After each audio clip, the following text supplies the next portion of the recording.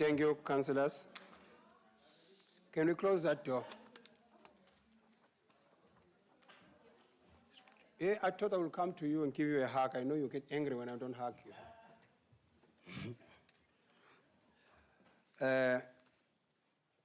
It's 11 in my watch. In front of my face, the watch I'm looking at, it's 11:05. Now I must apologize, humbly apologize to Councillor White.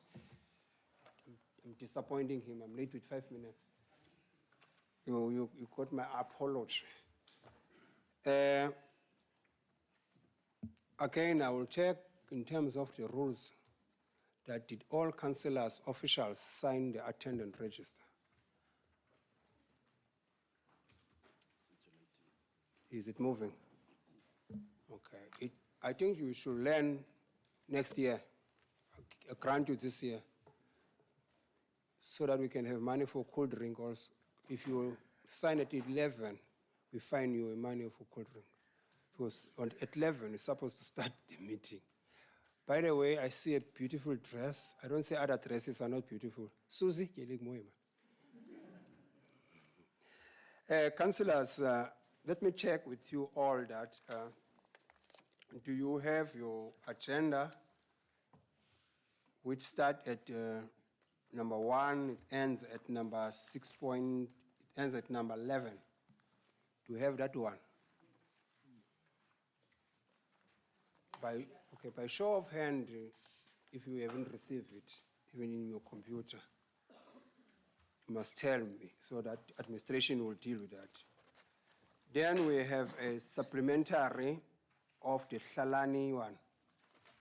Did you receive that one as well? Okay. Then we move, Councillor White, we have a supplementary which speaks to the recruitment process of staff in the office of the political office bearers. Did you receive that one as well? Yes. All of you? Okay. Then we move to the in-committee one, which is speaking to an acting MM as part of the manager. Do we have that one as well, in committee? I can't hear you. Yes, you did, okay. Then those all items, it means that everyone have it. Then let's go back to the original one then. We speak about opening and welcoming. Past Petros? Sorry. Pastor. Petros. What are you talking? No, tell him no IT.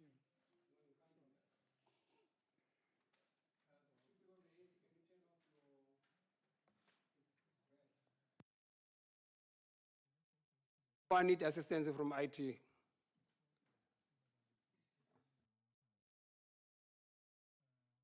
Then, Pastor, can you come forward and give us a prayer? And please don't forget about telling God about gender-based violence in this country and the crime. Speaker, if I can ask the gentleman that's going to pray to also keep Councillor Maxim in our prayers. Mom passed away. So this is a very difficult week for her. So if we may ask the prayer to include that. Thank you. Pastor. Good morning, everyone. Can we close our eyes? Father, this morning I come before you with a grateful heart. So many of us went to bed last night and some of them did not make it to arise with us this morning. But still, and yet you have kept us and our family safe. And therefore we are grateful this morning that we can come before you with humble hearts this morning. Father, I pray this morning that you will be with each and every counselor in this chambers this morning. And as they left, maybe their families at home, that you will be with them also there and keep them safe. My prayer this morning is, Father God, that you will be with the victims of gender-based violence, violence against women and children, those victims that are suffering. I pray that, Father God, that you will be with them, that your hand of healing and your blood that dripped on the cross of Calvary also dripped for them to be healed and to be safe. I pray also, Father God, for those who have maybe lost a loved one. It's not our place maybe to say it will be better, because if you were not at the place where it hurts and you don't know how it feels, but only until the day you are losing the one that you love, and therefore it hurts. But this morning, I pray that you are the healer, that you will mend a broken heart this morning of one of the counselors who lost a dad or a family member. I pray, Father God, that you will be with them, be with the funeral arrangements, everything, that there will be unity in that family. And as I pray about unity, I pray also this morning in this council chambers that there will be unity, whatever being discussed, whatever decision needs to be made, that it will be for your glory and for your people and children out there. That is my prayer this morning, to bless this meeting and bless our land and the city. In Jesus' name, amen. Thank you, Pastor. Thank you. Councillors, let me take this opportunity again to welcome all of you, as well as our greater community members whom are also listening to social media, even those councillors who are listening to social media. We are with the family of Maxine and other families as well. We will keep them in our prayers. Let God be there. We are moving now to point number 3, which has been done in terms of signing of the attendance members.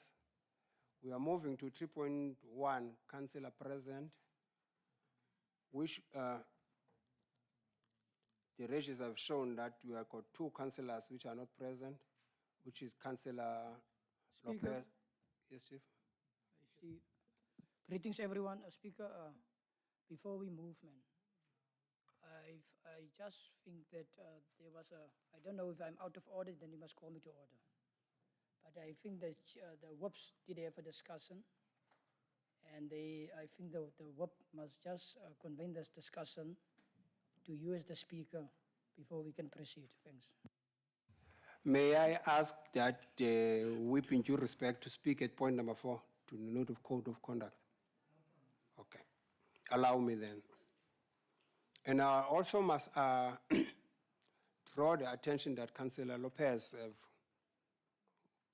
been granted not to attend. She got other commitments, but she will be part of the meeting in terms of a link that she's been given to. And corporate will assist us when she raises her hand so that she can participate.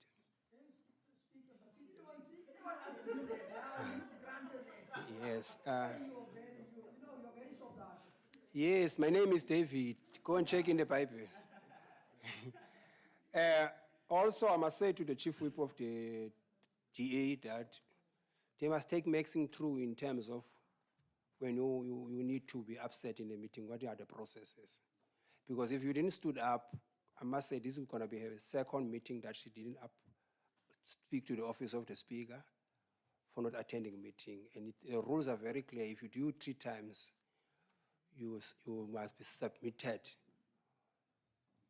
to a committee that deals with those matters. It's not me, it's the rules of the game. But since we must give respect what happened to her. Some people take it differently, but we'll recognize it as an apology. Thank you. We move then, we go to, before we go to notice of provision of code of conduct for councillors, I must draw the attention of Councillor and Councillor White that Rule 3.2, the Speaker may change the order of business appearing on the agenda. But nevertheless, I'm not changing the order. I'm giving numbers. I think our items ended, in the old agenda, it ends at 6.6. We talk about approval of settling of accommodation. Then we got this supplementary, which is your housing one and the other one. I think we need to give them numbers as well. The one in, yes.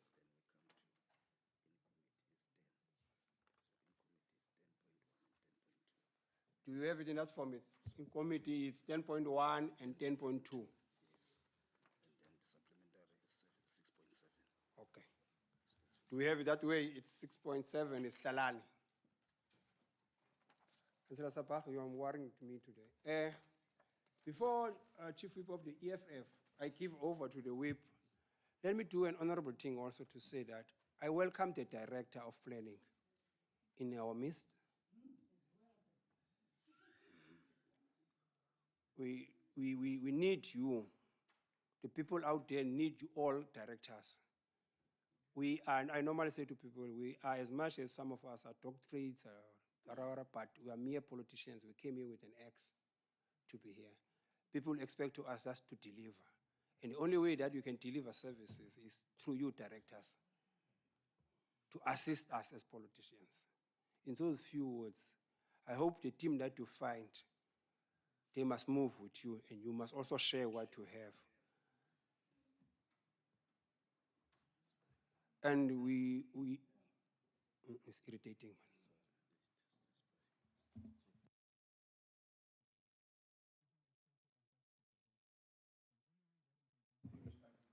I think in the light of you welcoming everybody, I think this is the first meeting that our acting MM is present.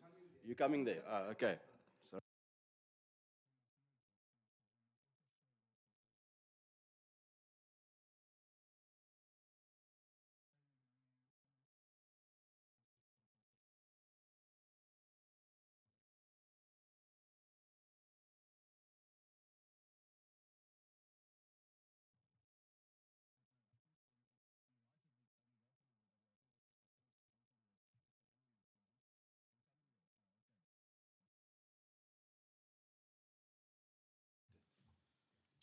We, all of us, 21 of us, we don't want directors that work in silos. They compromise us in terms of service delivery. And I'm saying as a speaker that if you pick it up, bring it to the attention of the MM so that we can sort it out, all of us, because the MM account to councillors. With those few words, we welcome you on board again. MM, ndiyakwamkela mana apha enayisna njengosomlomo walapha. We trust in you. This town needs you more than you need it, because you're a man of family. But you've stopped everything. You said, okay, if the call is calling me there, you're like a pastor. And you say, let me go and attend there. Maybe there's a reason they need me there. As I've said to the director, that even yourself, if you find some directors under you, want to play politics or don't want to assist in terms of service delivery. The unfortunate part, I'm speaking from my heart here. I'm a born here in a Chochombe in Naisna. In the area that I'm staying, it's bad. And every year, financially, there's money coming in and out for service deliveries. We need people like you. We are here not for us now. We are here for our grandchildren. They cannot grow like us. Use buckets to help themselves. That's gone. We need your team, a full force team. We can be street boys if they want us, but we don't want to be that. I can bring for you Toy left, right, center. We don't want those things. We want to engage. If there's money available to service all wards, the 11 wards, equal. With those few words, MM, that's the for you came late after oyster, but we'll organize. If there's oysters around and red wine, there are people from red wine around this table. They will tell you. You see? But don't talk everything of the office when you get the wine. But nevertheless, we welcome you in niceness. There's someone within us, when you're going to leave, you're going to see crying. There's a crying mama between us. All our MMs. But just hold on there, MM. MM, we trust in you. Thank you. If there's any chief whip that want to speak to the MM before I allow the whip, any organization want to speak to the MM or to both officials?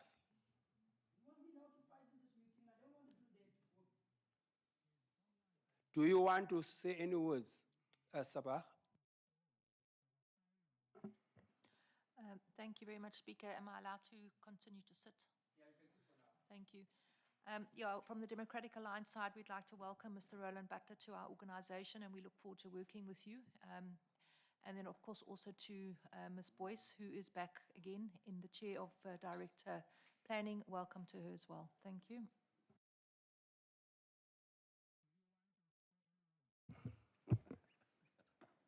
Thank you, Speaker.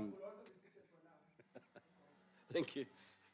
Thank you, Speaker. Yes, on behalf of the Knysna Independent Movement, welcome Acting MM Butler. Welcome to Knysna. I'm sure you will fill that hot seat with a lot of anticipation and vigor, so we welcome you.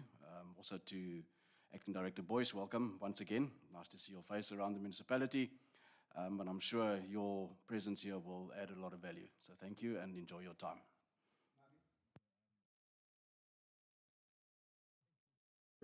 Thank you, Speaker. To both the acting municipal manager and the acting director, I've met with both of them after the appointments. So all I can say now, on record, Speaker, is welcome to Knysna and welcome to the town waar hulle sê die wiel draai so. Thank you. Thanks, Speaker. On behalf of the EFF, Ms. Boyce, you are welcome back in the Knysna municipality. You know, my president is very, when it comes to women, you know, he doesn't go jig around. He believes in women empowerment. If you hear what he said to the Eastern Cape PPA, yeah, he was lambasting us, but not empower women. So you are more than welcome here in the municipality.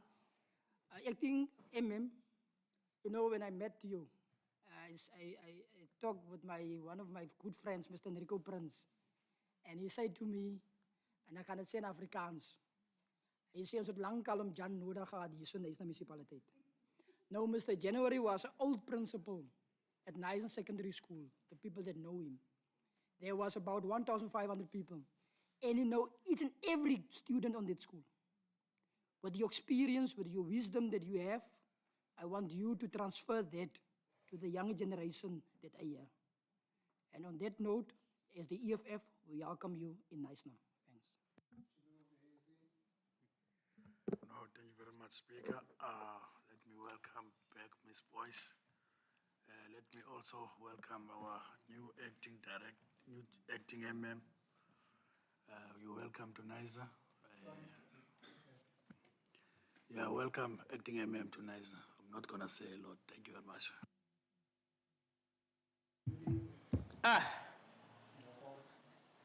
The Rock himself. Let me start to Ms. Boyce. You strike a woman, you strike a rock.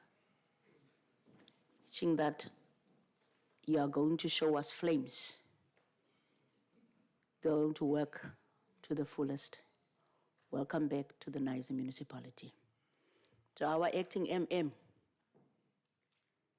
I'm glad, especially a person in your age, you are going to understand me thoroughly with my Bantu education. That we were forced. We didn't decide to have it, but we were forced to have it. And the better things was for the better people, but now we are here with that Bantu education. You are going to understand it because we are going to speak and do things through our Bantu education that we were given in the 70s. Welcome to Knysna municipality. Don't focus too much on the oysters. Go to Sanlam and go eat umbengo there, chisanyama, then you can understand the pain and the frustration of our people in Knysna. So I say to you, maybe in a month's time, you won't Baiza. You come to the greenhouse. Salute.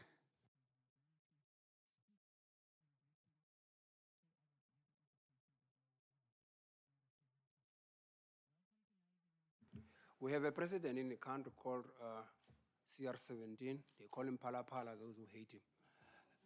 We got a president here in Nice, MM. In Xhosa, they say abantu bathethile. In Afrikaans, they say mense het gepraat. In English, they say people have spoken. I give over to Aubrey Tsengwa-Ndoda, the president of Nice, #1. No, Speaker, thank you very much. Good morning, everyone. Speaker, mine is going to be very simple. I won't be long. I think all colleagues from a very far left and right, they've just spoken. You know, former director, Madeleine Boyce, welcome. And I'm sure as all councillors have just spoken, we are going to make us proud. We are going to make us proud, as the speaker have just spoken, that people of Neisner are really expecting a lot from you. Your age, the experience, you know, I mean, you've been the municipal manager, you've been a CFO, at least you know, you've got an institutional knowledge, I mean, local government, you know. And I just want to say, we are indeed depending on you. And from where I'm sitting, I've got a full trust and confidence in you. And we are not going to be listening to media, listen to Facebook, listening to the newspapers. You know, in our days, we're making each and every Thursday, I know, even this coming Thursday, we are going to make it into the newspaper. I mean, that is one of those things. We've got the responsibility to serve our people, you know. Doctor, no, you're not a doctor yet. Boyce, you've been here, you know. I remember last time you were here for 2-3 days. You know, make us proud, man, please. Leave other things. Other things leave. You know, other things leave. You must just focus on what you are tasked to do. You know, service our people. If we can agree on that, Councillor Lowe will be able to move. I think, with those very few words, colleagues, welcome, and thank you very much, Speaker. Before I give over to you, let me take you through to say, Mayor and Neil, I'll take you out of my meeting. You are the first maybe who sits in a council meeting with 3 mayors in one room. You got Davis here, you got Williams here, you got Tsengwa. They are all here. Those are the mayors of Neisner. No, I'm talking about who are here now. You got 3, they are sitting there with all that experience. Speaker, thank you for the opportunity, and thank you so much for each and every speaker for the welcoming words. I'm going to be very short. What you're going to experience from me is who I am. I am a person that is very fortunate to be able actually to communicate with all racial groups, because I'd grown up as a so-called person of color, but I know the tradition of people coming from the Eastern Cape.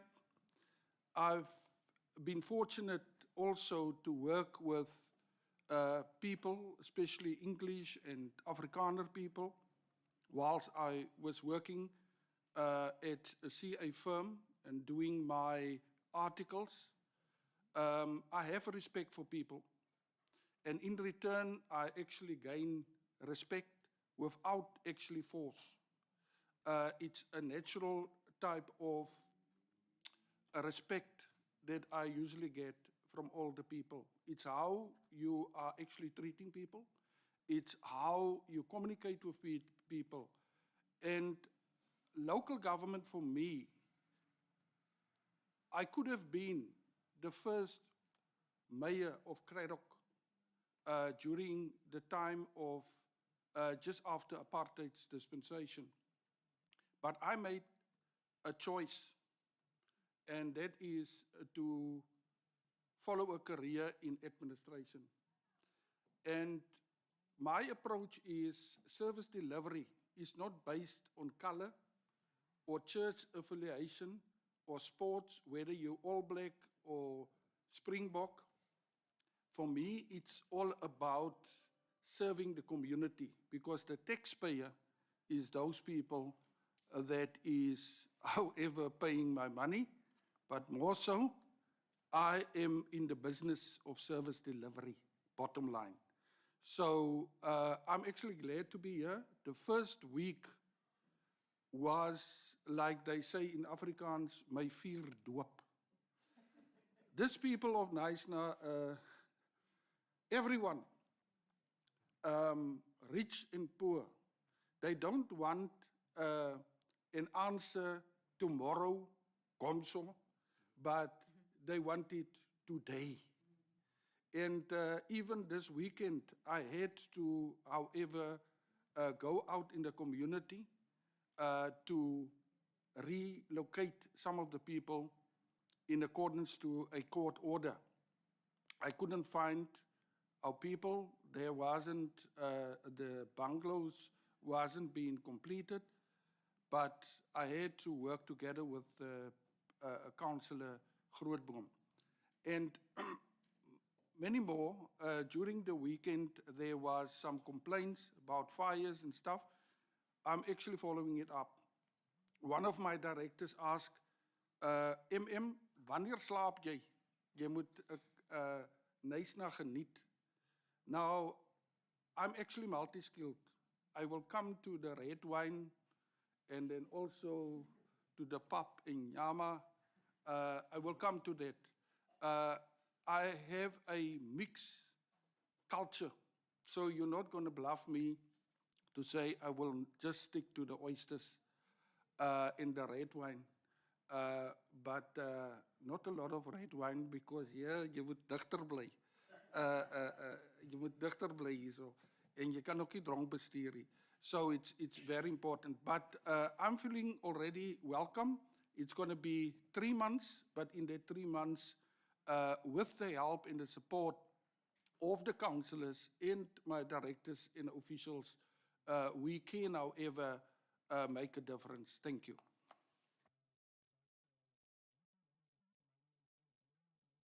Thank you, MM. Let's move with the business of the day. There was a hand from the EFFs requesting that the whip must say something.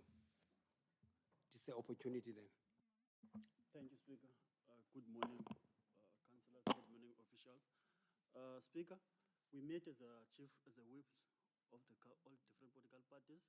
We agreed that we will have a 59-minute break. We want to discuss some item on the agenda. Then we go back to the different political parties to report. Then we can start our meeting at hour's time. Thank you. I'm not clear. Well, no, wait, Davis. This is my meeting. It's guide me, comrades. Guide me, councillors. It's past now.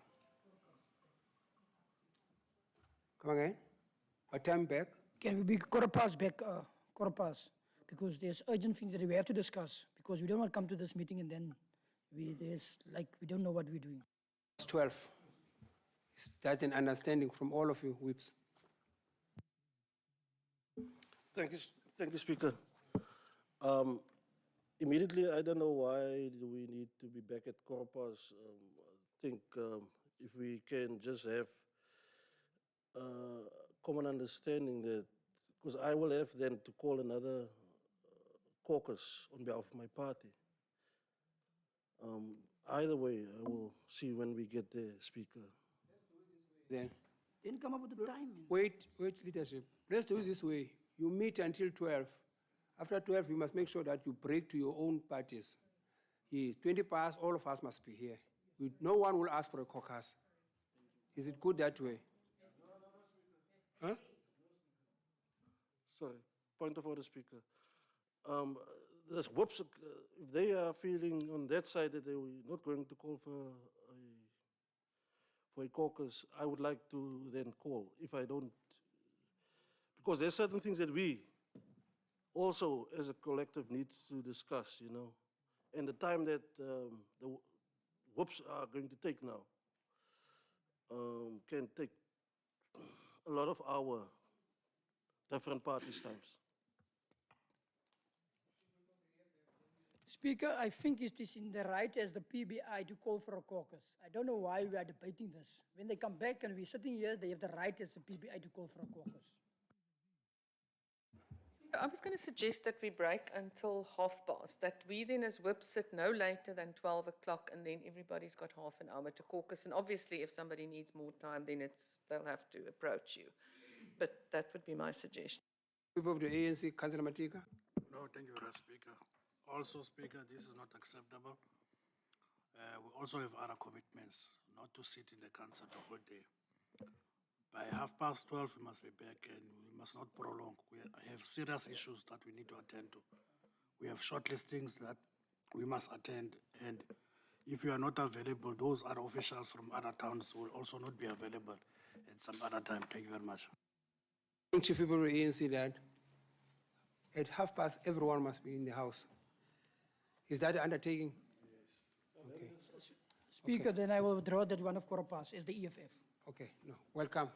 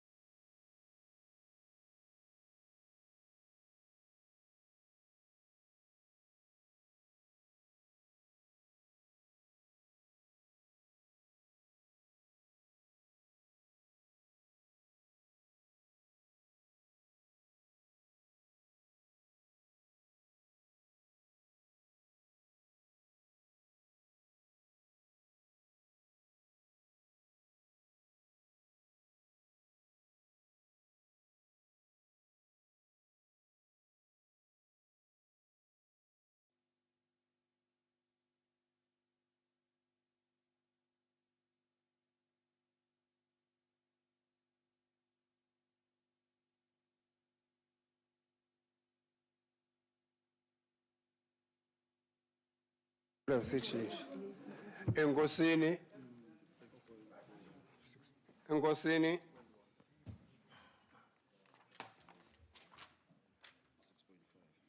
Yes.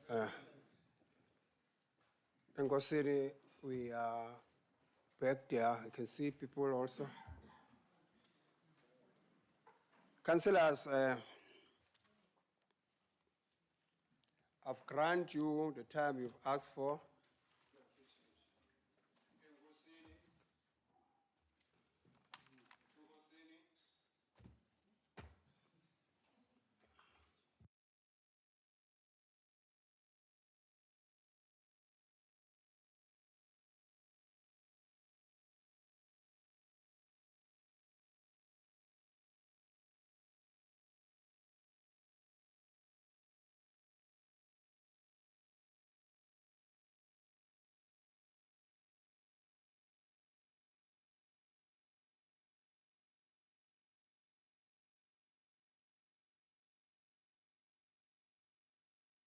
Councillors, while IT is dealing with that issue of me repeating myself, let me render an apology for Mamum Chamba, our translator.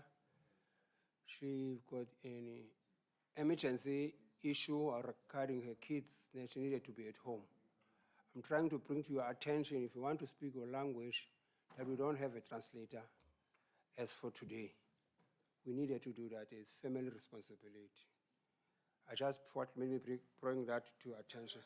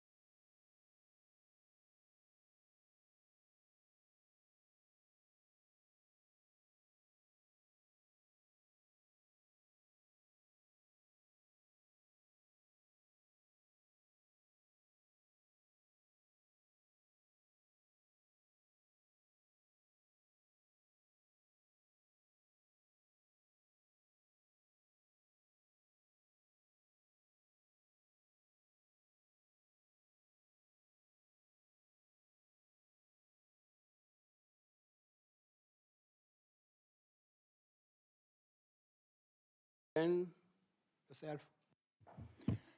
Thank you, Speaker. Seems to me now you don't see me as a PA, you're seeing me as a AWB. Speaker, I do agree on behalf of the team and the ANC. Thank you, Speaker. What? Thank you, Speaker. Speaker, I'd like to second the proposal of Councillor Davis for the dear. Thank you.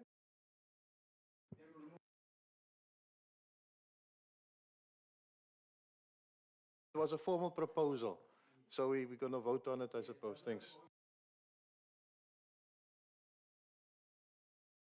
Thank you, Speaker. Speaker, the proclamation was the 31st of May. I did make my proposal subject to funding being available. If it's not available, I have a counter proposal, but I first need to get clarity on that. Thank you. We have two now.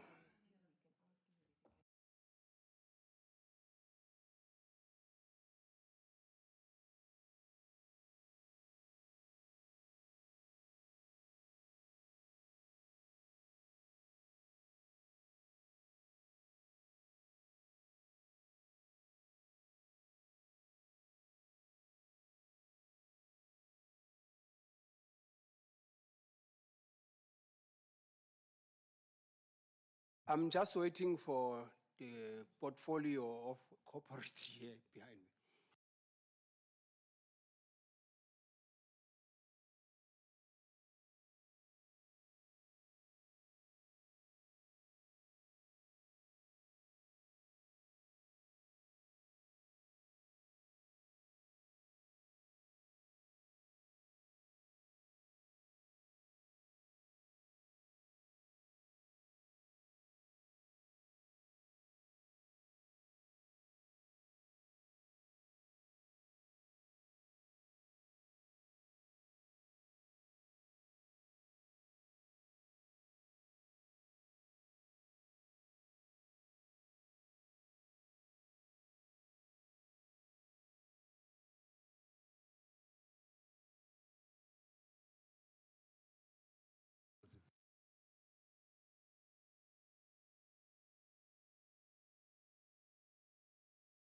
MM?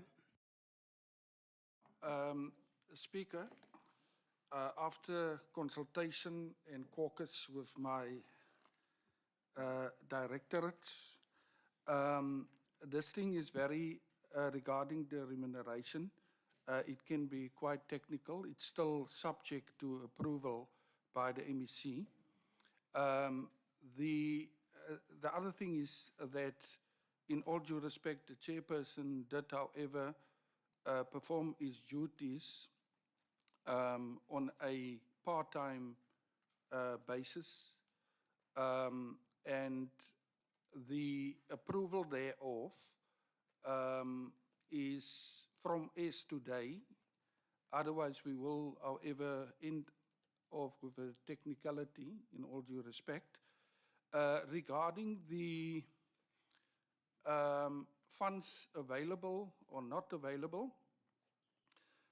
Let me start off by saying that the presidency's office last week undertook an assessment, and one of the discrepancies and shortfalls within Knysna municipality is precisely highly on the agenda, the effectiveness and efficiency of impact, which was highlighted.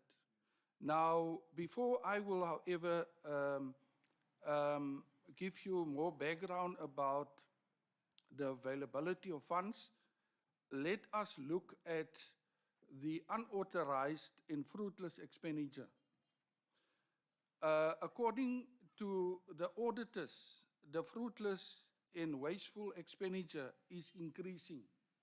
Now we are actually hoping that if we are going to capacitate that department, hopefully, and by law, they should, however, perform their function effectively in such a way that they will, however, put together with the internal audit, internal controls in place to prevent fruitless and wasteful expenditure. Now, by doing that, indirectly, there will be, however, a saving if they are going to do the job efficiently. Now, there will be then a saving. The other thing is that that department do have a lot of work to do because our financials show that we didn't, however, apply our mind to, however, look at each and every transaction which is regarded by fruitless and wasteful, whether that is recoverable or not. So indirectly, if it's going to be recoverable, then they will, however, finance their structure indirectly. But we can, however, consider savings and come back to council and identify savings, and then also perhaps come with a report about the recoverable items as per list of the impact. And that will also assist us to amend our financial statements so that it can, however, look better as it actually stands, because it's just increasing. And that is not a good practice for NICE now. So in actual fact, to conclude, our financials doesn't really represent a fair financial position, considering, however, then also the different amounts that is just been added to the fruitless and wasteful. And then lastly, also debt collecting is something that I feel that MPEC must really also have a look at, which is of a serious nature. More than 400 million. Just think yourself, 400 million.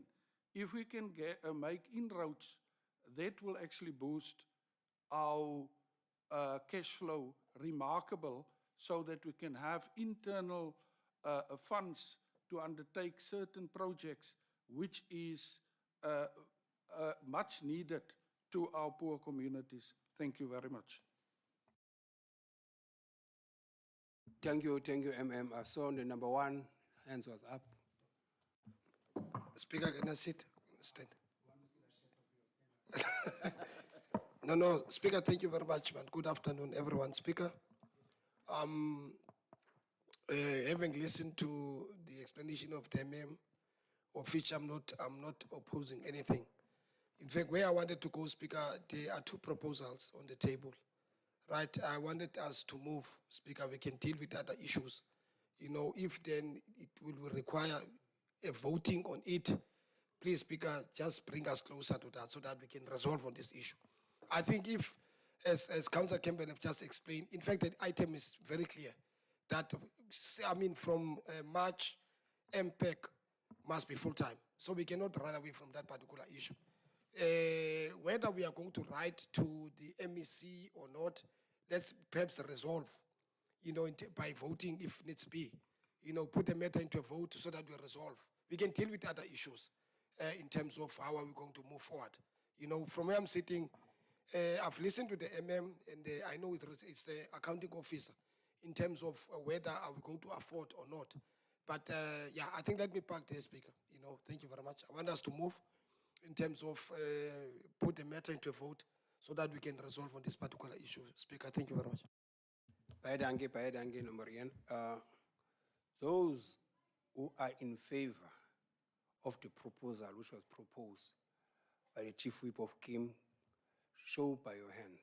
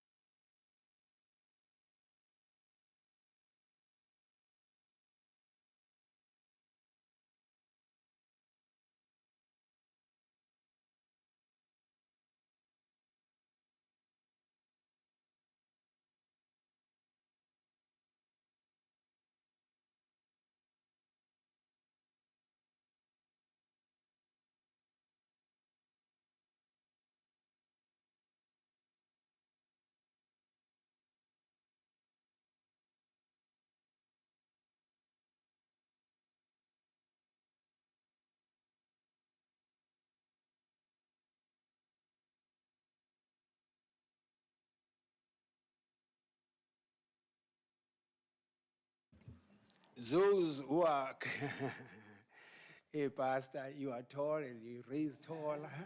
Those who are against the proposal which was raised, show your hands. Is Lopez participating? Sabah, your hand is not up. Ne? Okay, there she is. Count put. Okay.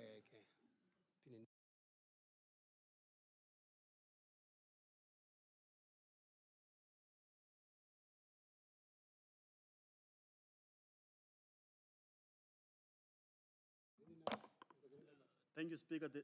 The vote in favor of the item is 13, against is 7.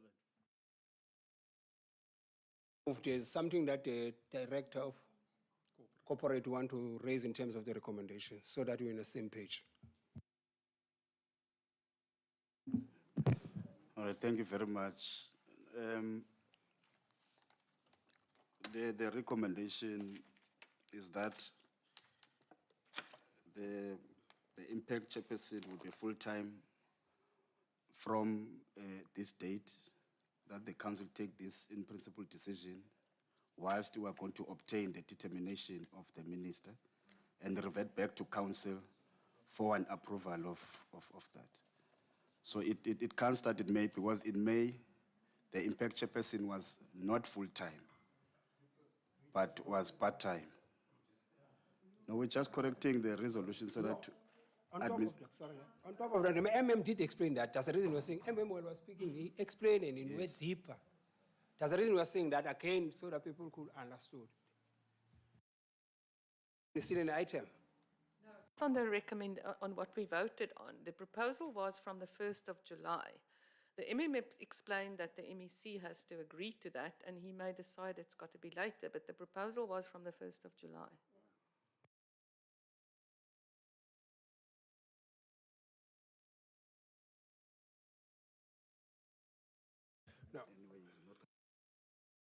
No, my legal team is fine with that. We are moving to the next item, 6.3 SC 03-1122. We can't have 3 meetings in one meeting. You're like darkies now. The resolution is at page 118. And I must explain it here. The report is saying report from the Director of Community Service. It's a report from the ACFO. You remember in the last meeting we said she must be the author for everyone. EFF. As the EFF, we move with the recommendation to extend it until the end of January. Susie? Counter proposal. Can I proceed? Yes. My recommendation is that we extend it for 6 weeks, and the reason for this is that in terms of... Just wait. Yeah.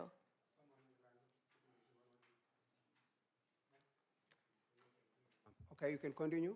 Yeah, I just want to explain the background to my recommendation. We only advertised for public comment that we were going to extend until the 14th of November. If we now want to extend till January, we have to advertise for public comment to say that we want to extend until January. I suggest we extend it for 6 weeks, and so that we would have another council or special council meeting. But our supply chain management policy says that tenders can only be extended by council after public advertisement and the public's been given a chance to comment. Now, we did advertise, but the public was told until the 14th of November. They were not told until January. That's not what our ad says.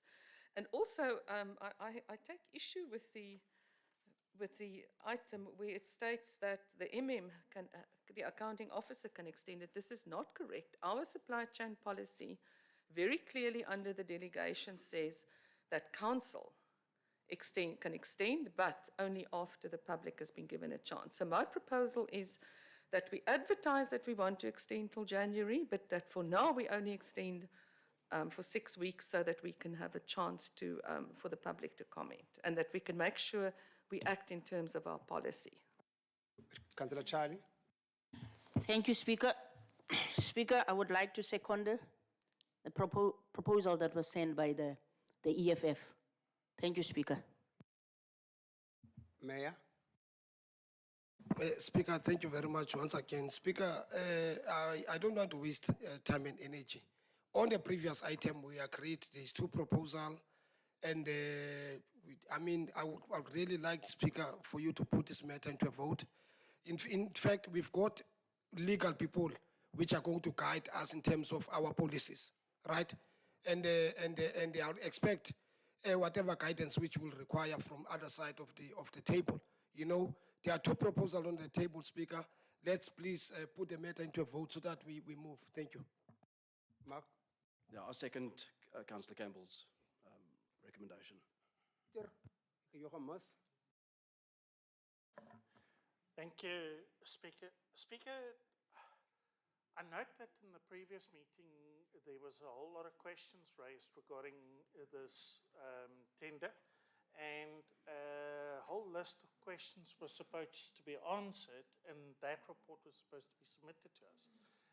Yet again, it's not in here. So I ask that the administration please answer all those questions and concerns regarding this tender, because this service provider, I've got great issues with them, okay? Be it what it may, there's another request that was circulated earlier in the year, that a study be conducted regarding our security Is your needs. mic on? Sorry? Is your mic on? It's on, yeah. That our security needs need to be identified, and accordingly, we need to then fulfill those needs that we have. At this point in time, we've got a blanket guard at every single position, and we don't know if we're wasting our money or what, because quite frankly, still our infrastructure is being vandalized in the process. Then I'd like to actually ask for some clarity. You know, there's always rumors and allegations going around this municipality. And one of the things that really bugs at me is the fact that there's allegations floating around that officials have actually stifled the whole process in supplying or getting a new tender in place.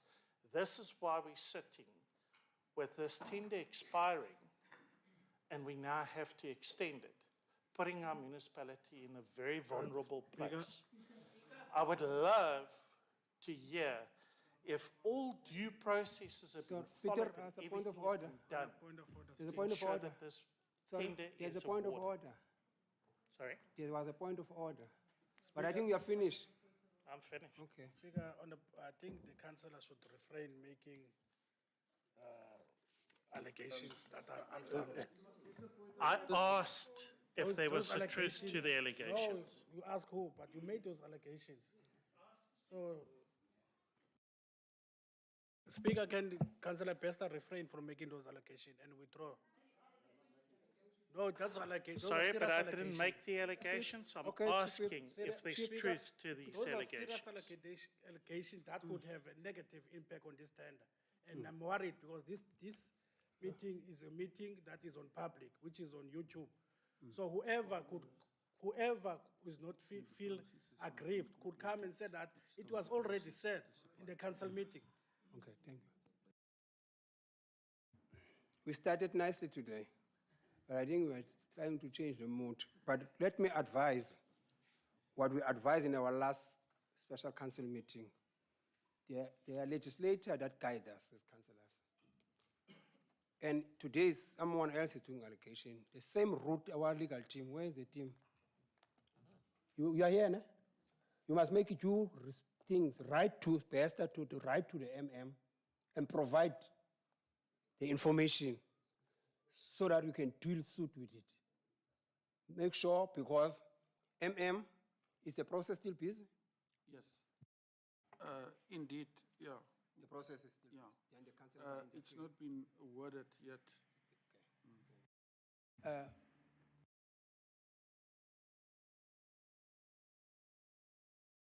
Thank you, Speaker.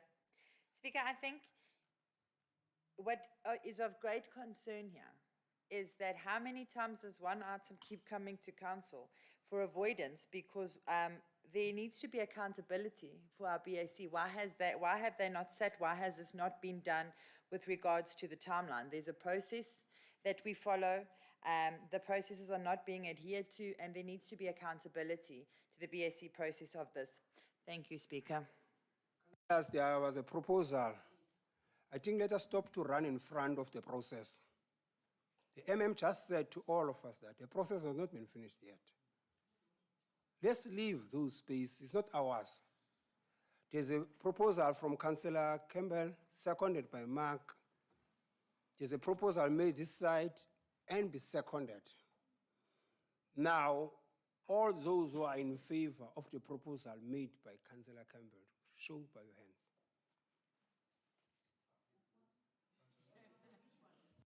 Campbell.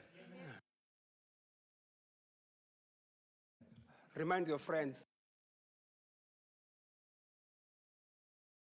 Propose that we advertise for public comment that we want to extend until January and that we now only extend for 6 weeks so that we can then deal with the comments, if there are any, at the next meeting, and if necessary, we can then further extend. That was my proposal.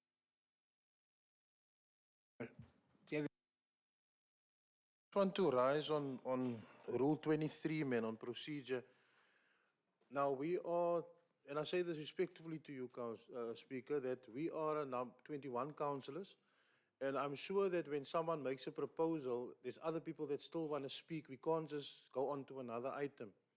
So I just want to ask you maybe to clarify, are we now, after Councillor Campbell has made this, other people may want to speak?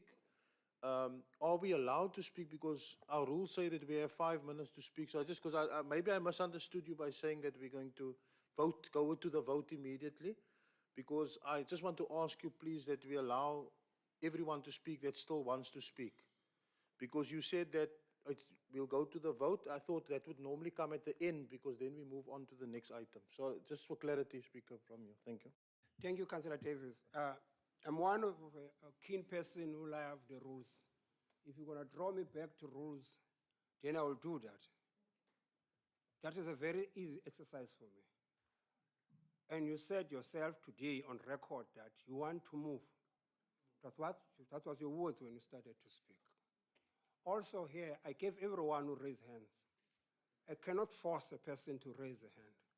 I gave yourself, I gave Cleon, I gave Peter. They spoke. This side as well, I gave Mark, I gave Susie, they spoke. I gave Charlie here, I gave everyone, Neil and everyone, Matika, they spoke. But there was only 2 proposals. There was not a proposal coming from the DA. The DA came with comments.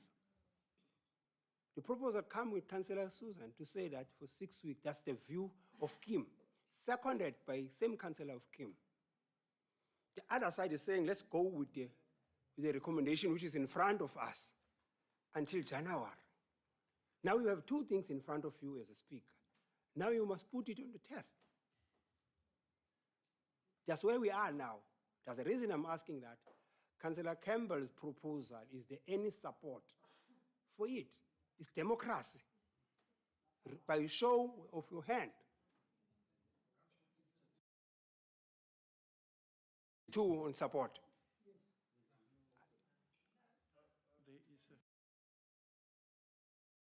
Lopez is also supporting Susan. There's a hand. Yeah, she says so. Speaker, who supports Susan? Speaker, I just want to comment. Now, Councillor says it's fine. She don't want to say anything.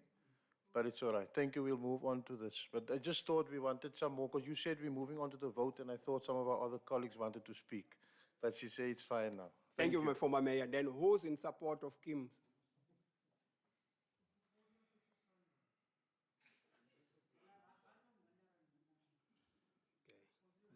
Okay. Those against? Those against? You?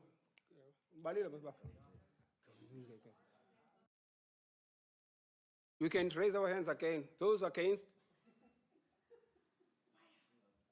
Look, the directors are also raising hands. Results? The results follow, Speaker. Those in favor for the proposal of Councillor Campbell is 9. Against that proposal is 11. Which it carry 11. It must be recorded as is. We're going to item 6.4, dealing with data allowance. It's at page 128. Are you there, Susie? I hear you show today. Did you sleep? I think you were in a busy meeting. Place keeps me awake, Speaker. Don't talk now, we're still going there. Wait for us. The recommendation is at page 129. Anyone who want a bite?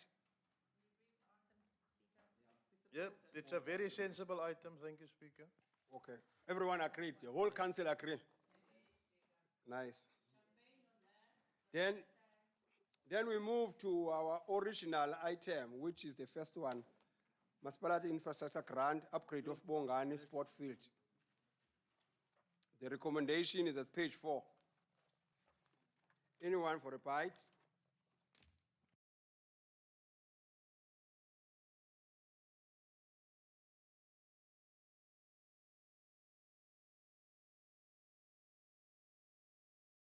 Whip of the ANC. Thank you very much, Speaker. Speaker, on this item, item is not clear because we had asked that doesn't meet the standards, but they are not telling us which standards. So I don't know in terms of complication and stuff, but I would have proposed that this item be referred back to the relevant section 80, and those people must come and do a proper presentation, because before the allocation was done, there was a proposal which was submitted, and everything took place. Now suddenly, on the 11th hour, we are told that the amount must be moved to different ward, or if it's not moved, it's gonna be cut, so that it doesn't have a standard field. When the application was done, we were told that it's gonna be a standard field. There have been public process, the IDP, where the community were involved, and they were told in Ward 7 that on the Bongani sports field, this is how much we're gonna spend, 11 million, and we're gonna do a proper sport field. We don't want a training field. We want a proper sport field. Now they come with technicalities, which the technicals they are not bringing it here, it's not in front of us. They must tell us, these are the reasons we are saying that it's not gonna be proper sport field, so that as a council, we can satisfy ourselves and see how can we assist to make sure that we have a proper sport field. We don't want a training sports field. We want a proper sport field, same as White location. So that all other wards, we can, after we finish with Bongani, we know we go to the next ward, so that we can also avoid pressure in terms of our sports fields. We don't have any one suitable sports field. So we are saying that, Speaker, the information is in front of us, it's not clear, and they are not specific that why they are saying that this cannot be a proper sports field. They must tell us, so that we can also assist. Thank you, Chief Whip. I saw hands, but let me first also correct the item in front of you that the report is not coming from, we don't have a department called technical service anymore. We've got infrastructure. 2, allow me to give an opportunity to the directorate just to take us through so that maybe your question will be answered while you raise your hands. Let me give through you, MM, to the directorate. Yeah, Director, can you just give us background and explanation, motivation?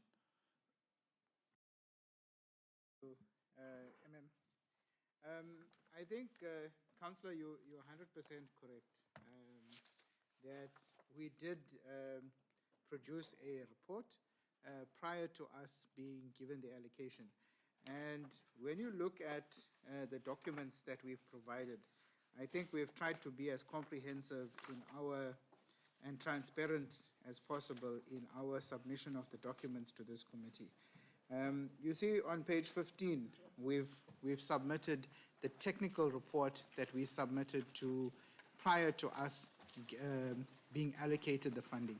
Now, the funding that we've received, or the initial allocation, is based on the report that we've got in front of us on page 15. when you look at the report, it's quite a detailed report. When I looked at the agenda, I saw the up to page 98 is this particular item. So it's quite a detailed report saying whether the project is feasible or not. It is based on the technical report that we submitted that we were allocated the 11 million rand. Since then, since the allocation was allocated or provided to the municipality, you then need to register a project in order for the project to move forward. And we've been trying to get that process right in terms of the registration of the project. What has happened is the department or the provincial department has been unhappy with the site that has been identified by the municipality. Now, if you look on page 6, there is a report that is done by the department itself. And it's a very, you are asking for information about what the reasons are. And you can see the report on page 7 is signed by the Chief Works Inspector, Ms. K. Ndlovu. So it's a report that's produced by the department itself, explaining the reasons why they think that the site is unsuitable. Now, if you look on page 9, bullet number 3, paragraph number 2, that is the reason that they're giving. And I'm going to read it for you because if you look at our report is 50 pages long. Their explanation of why they think the site is unsuitable is one paragraph, and I'm going to read it. It says, during the visit, the proposed scope was discussed, and it was discovered that the proposed items will not fit in the area, as the area does not have enough space to cover the proposed scope. It was mentioned that there is an alternative site which is big enough and can be able to accommodate the proposed scope of work. Now, I want to be clear that we didn't propose the site, they proposed an alternative site. Now, I want to also advise council that we sit in a very difficult situation that and they've made certain recommendations. And you see on page 10, there's a recommendation of item number 4 of what the recommendation is of the Department of Sports and Recreation in the province. So they've made recommendations about Bongani Sports Field as well as Damsobos. And there's a conclusion to the report. So basically what they are saying in terms of their recommendation is that we choose to implement a practice field, and then we also look at Damsobos. The only difficulty that we have with the proposal of Councillor Matika is that we have 10 million rand that we need to spend, and we already delayed through our interactions of trying to engage with the department so that we move ahead with the full level of facilities to a SAFA standard or to department full level of standards for sports and recreation facilities. Now, if we don't agree today to move to a practice field, there's a strong possibility that we are going to lose part of the funding. But it's a decision that council needs to take if we choose to not go with the recommendation of the Department of Sports and Recreation. Thank you, Chairperson. Thank you, Director. Let me go. Neil, speak. Thank you, Speaker. Mine is that, when it comes to sport, it's very close to me. And I believe when a study was done by this municipality, a study was done to rectify and upgrade the Bongani field. And based on that, with all the criteria that required to have this field there, it was a proper study that was done. When we received the money, now suddenly everything has changed. Now SAFA have come in. We were having the same problem and same thing about Sedgefield. where people come and say the standard of that field is not FIFA standards, and that the minimum required to have a standard field is 90 meters, the length is 90 meters, and 65 meters wide. That is the minimum, FIFA standards. Now suddenly we come, and I still say that in this country and under the sun, you can do anything when you have engineers and you have the money. When you have the engineers and you have the money, you can do anything. And I want to base that on the N2. We have widened the N2 and make the lagoon smaller with the engineers. So this thing of, we mustn't be involved in SAFA politics, because this is SAFA politics. And unfortunately, I have a friend, the chairperson of Eden. He's my friend. But I don't agree with what they are doing. The government of this day have applied for that money, and they did a good study. Suddenly, because I have my internal fights, I just want to show them I can deal there on top and move things there. No. What do I propose? I second what Councillor Matikaf said. We have to refer it to the Section 18 committee. We go to the field there in Bongani, we have a site inspection, and we see, can we do it practical with our consultants, with our engineers that we have in this municipality. Because this is only, it's not about the land. It's not about wide it is. It's about the political interference, and people have issues with each other. So now they're playing it outside. The money is there.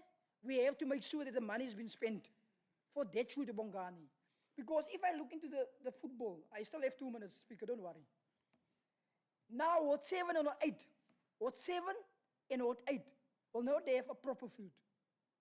The distance is Ward 4 to come now to Damsabos. You see 2 hours, you skip 2 hours to have it. And this municipality, there is someone in the office there where Virgil sits, Virgil Korkia.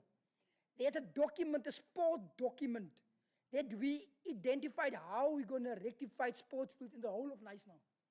We start in Sedgefield, and we say from Sedgefield, artificial field, it will go to Bongani, white location.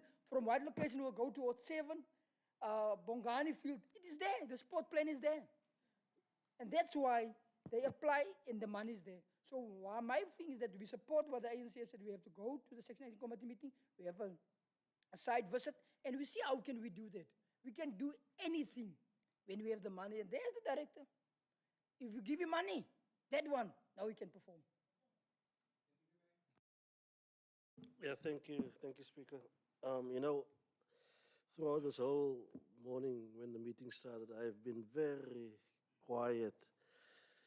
But I would like to concur to what Councillor Lowe and Councillor Matikaf stated when they stated their cases. Because mine is that money, there was a application for budget. Money was allocated for this specific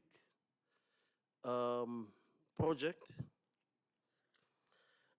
As I've said in the past, in our previous meeting, when you apply for something, for a specific item, and you have been granted the money, use it for that. This is MIC funding. And just as much we can lose it if we don't use it for the right purpose.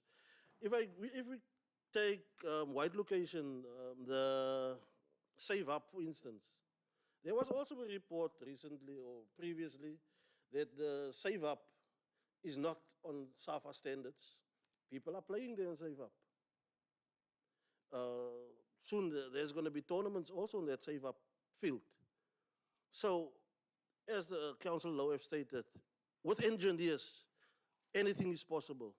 So I'm of the opinion that we do justice to the community of Bongani and give him or give them the field, because they have been waiting for such a long time. Thank you very much. Speaker, I don't want to repeat what my colleagues have said. I think I'm in agreement. I'm in agreement. Let's really, in fact, let me make a request to my acting director as well as the PMU manager. I know those guys are working tirelessly in terms of making sure what we receive from MIC, we don't lose. Guys, do your level best so that we don't lose that money. One thing which we are not going to do is to compromise people of Bongani, is to compromise the Ward Council of Bongani. Because Matika is quite right. I remember when that particular process was started, my councillor Matiwane was a councillor then. We were together in this council. I mean, everything was done accordingly. And it was agreed that Bongani is going to be a sport field, not a training field of some sort, right? Now, if Councillor Komelwan is going back now to the people and give them this report, I mean, community is going to be up in arms with him. So I think we need to do what is right, colleagues. And I'm not going to go to blame my officials, which are working very hard in terms of ensuring that we are getting money. Yours, Pravir, Pomi, ensure that we don't lose that particular money. You know, we need to ensure that we are doing the right thing. Councillor Lowe is quite correct. There was an interference somewhere, somehow. It can't be correct. You know, everything was done. And you know, by the blink of an eye, people of SAF are coming back to say that particular sport field can never be a sport field. I mean, honestly, Speaker, all in all, I think I'm in support with the colleagues. Let that particular item come back to Section 80. Let's deal with that. If needs be, those colleagues of SAFA must come here. They must come to us. Let's deal with this particular issue. So I think, Speaker, I'm in full support with my colleagues. Thank you.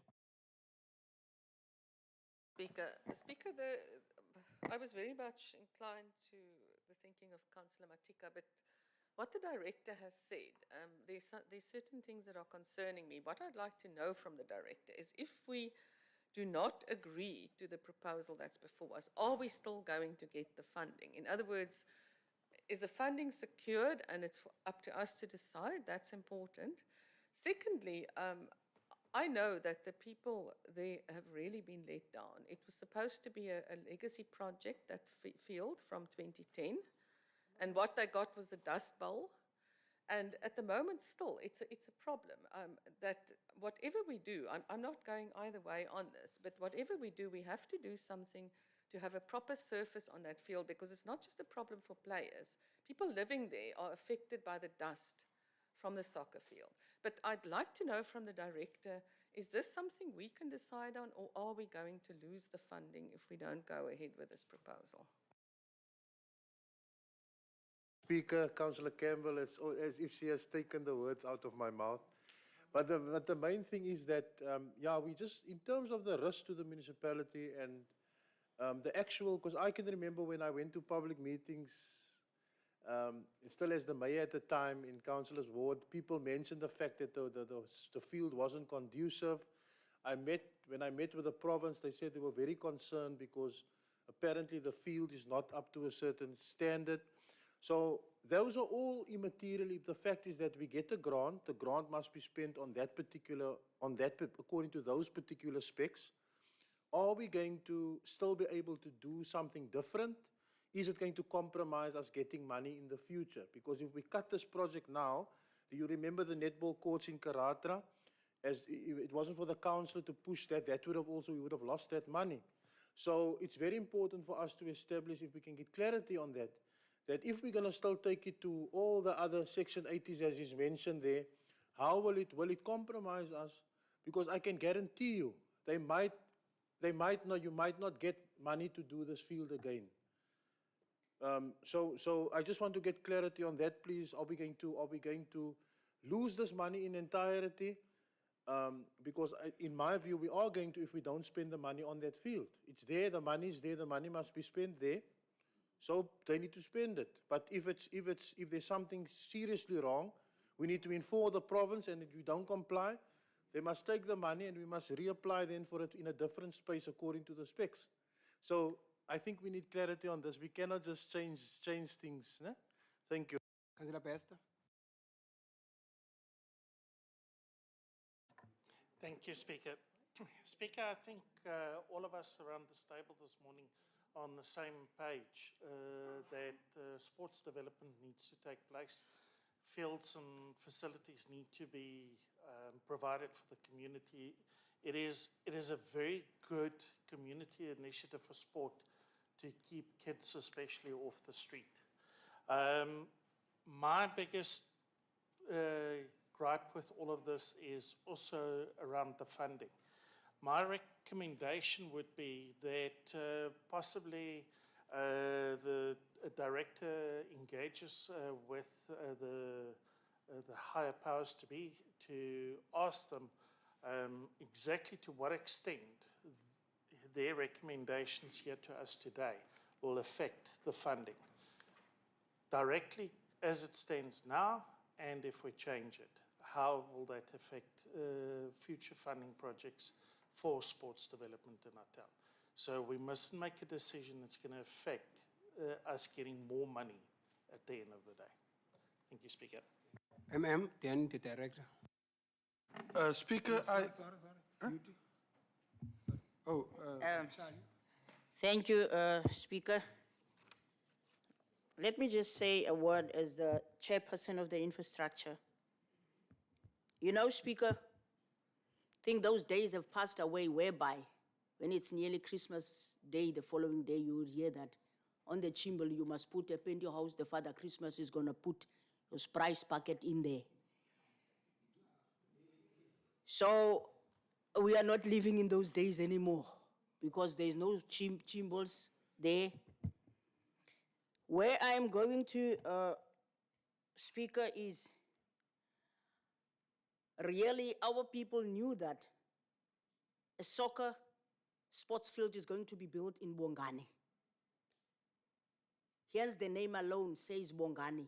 You know what is the meaning of Bongani. Say thank you. So, Speaker, I feel a little bit sad when our communities can't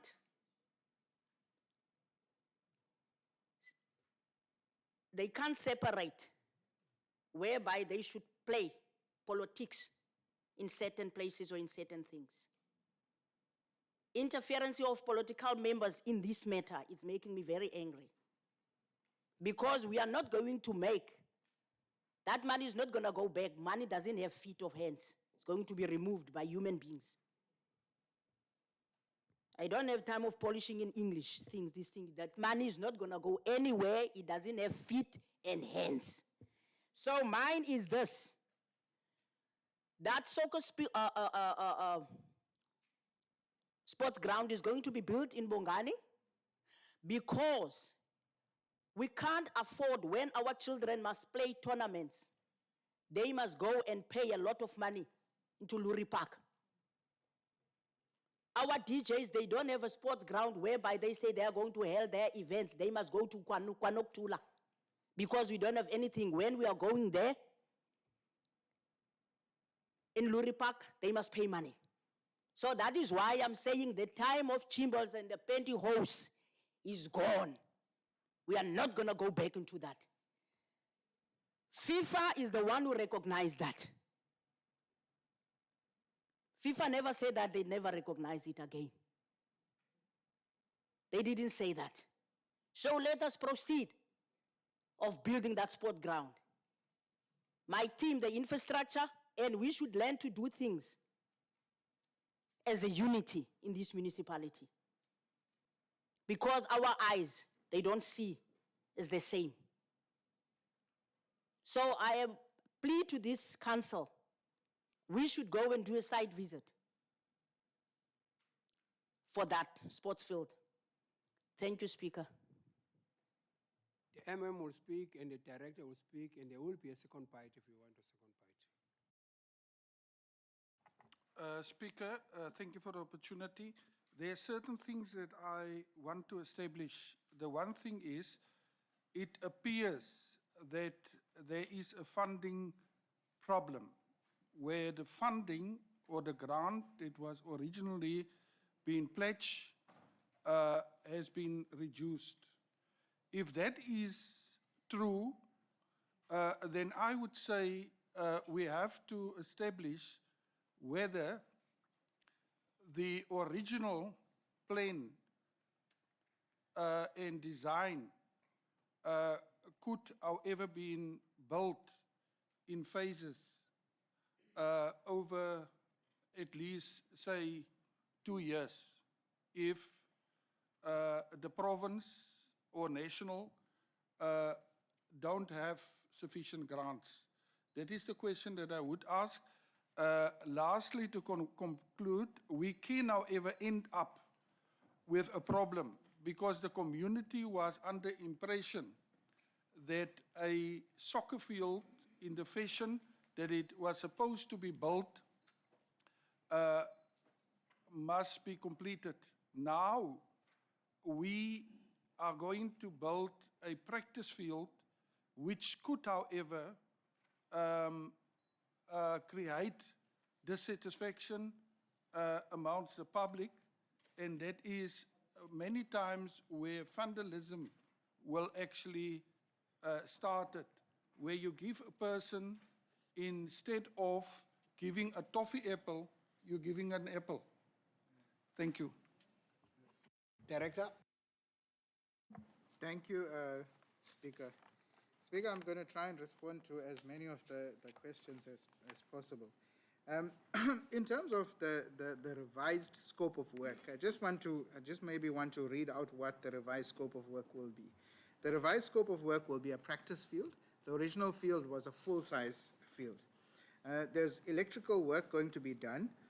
There's going to be installation of new soccer poles, installation of a ball stop. So it's not a full field, but it's a ball stop, and then creation of a walkway. The total revised plan or total revised cost will now be 8.8 million as opposed to the original 11 million that was allocated to the project. Now, in the current financial year, there was 11 million allocated, but the total project value, according to the original technical report, was 22 million rand. So I'm just bringing that to your attention. The things that will be left out in the current project will be, for example, the toilets, the change room, and the fencing. In terms of asked a question in terms of the amount has been reduced. The project, the value of the allocation has not been reduced at the moment. What the province is asking is that they would like us to change the project itself. So the project that was approved is Bongani Sports Field. They would like to like for us to look at another project to an equivalent value at this stage, or to reduce or to change the type of project that we want to implement in Bongani and use the other funding for maybe an alternative facility. In terms of engagement, Councillor, we've engaged over the last week with MIG National, Provincial Sports and Recreation, and all the MIG officials. And the one question or the one thing that they've raised with us is that if we don't register this project or some sort of project against the funding before the end of November, that we're very likely to lose the funding. So that is where we stand, and that is the only thing that is restricting us in terms of where we will be should we not make some sort of approval to implement a project here. Thank you, Chairperson. I need to check with you before I give hands. In terms of the question which was raised about Section 80, will it assist us, or we need to have an answer by today? Chairperson, I think it is critical that we have some sort of answer before the end of today, because in order for us to register the project, we will need to have an answer or an approval from council today, and then we will also have to have, like has indicated and some of the councillors, that we will still have to have an approval from the Provincial Sports Department and have an engagement with the community to advise them that there's been a change of scope in the project. Thank you, Chairperson. Councillor Matika, Councillor Lou, Councillor Deputy Mayor, Councillor Davis, Councillor Sabaha, you hand up. Sabah, Peter. Thank you, Chair. Chair, I still maintain that there's not enough information in front of us. The director just quoted one item it's because of the size. That's not an information. You cannot tell me because of the size. I'm saying, Director, I'm saying, yeah, these people need to tell us the information and put it there. There is a sports field. The only size of the sports field is not 90 or it's not 50 yards. What is the size that is currently there? So that we can see also, we can say that, we can also advise, okay, you are saying that it's not 45 or it's not 90 yards. So if it's not 90 yards, this side, we can still work on it. Or this side, we can still work on it. Or we cannot, there's nothing we can do. Because here there's something else, and here there's something else. So we don't have that information.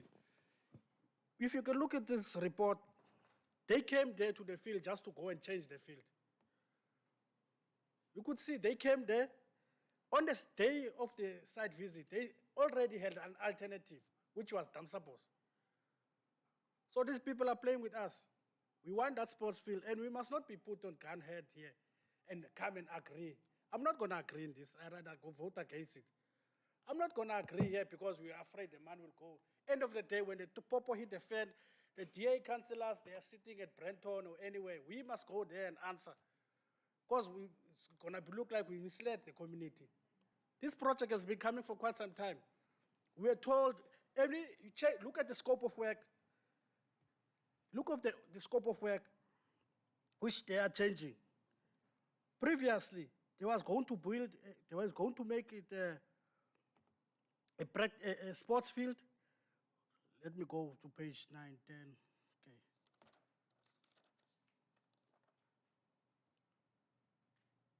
If you look at the scope of work, has changed dramatically. That is going to be just a field that's going to be made a practice field where there's nothing much that can happen. I'm saying here, Director, I don't agree with this report of theirs. Their report is one-sided. You could see it's one-sided. Electrical connection is already there. There are lights there. If they need to move them back so that they can have the whole 45 yards or 90 yards, it's 45 and 90. It's 90 and it's 45. They need to tell us which criteria we are not meeting there. It's not in front of us. We have just been told the size. And they should have come way earlier and have a public engagement and go and explain to the people of Kaile or people of Ward 7 that we're no longer going to do this field. We want to do it in Damsapos. Or if we do it here, we're just going to do a normal practice field and then we move. Thank you very much. Lou. Thanks, Speaker. You know, and that's why I was raising this point. That somehow there in the corridors, there in the dark corners, there was already discussion around this thing of Damsapos. And that's why I'm raising this point. We mustn't entertain SAFA politics. And when I'm saying this, they are my friends. And I will say to them without fear or favor, there's one sitting there in the far corner. We know what is happening there. People have fighted for Damsapos field to be upgraded. People have made sure that this municipality have to do a study, a feasibility study. After they have done that, now suddenly the game has to change now. A standard field, you can have a standard field with 90, with 45 meters. And that's why I'm raising this point, that now they will come with a gun against our head. We are not going to entertain their politics as council. We make decisions for the community, and that's why we have directors that apply their minds and write proposals to the government to give us the money. Now suddenly, DCAS of this Western Cape come in with the SAFA come in. And now they want to dictate what must happen. While, as our directors have put in hard work in it and apply for this money. And I still say it today, when we're going out, we can do the practical work. You know, in constructions you have this thing of, they put things on theory, but when you get on site, it's a different ball game. Now, when you get on site, you say, okay, there's unforeseen things. How we can deal with it? That's why we have directors. That's why we have engineers. So now we can do that, we can move this, we can take that thing away and you can put it there. And that's why we have you and your team. Your team, it's, they know what they are doing. So what we ask that you just have to do the technical work for us, the implementation phase of us, where we can put this field in practice. This 2010, you know what they have done in 2010? They bring the sea to Bongani. The legacy of Councillor Eleanor Bow, that time she was the mayor. Bring the sea to Bongani. Now we want to have a proper field.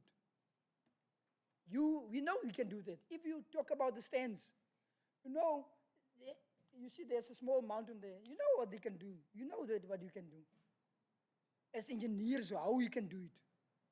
And so our play today is that let's do it, use the money, don't let them come and say. My question is that if we doesn't do today, are they going to take the money away tomorrow?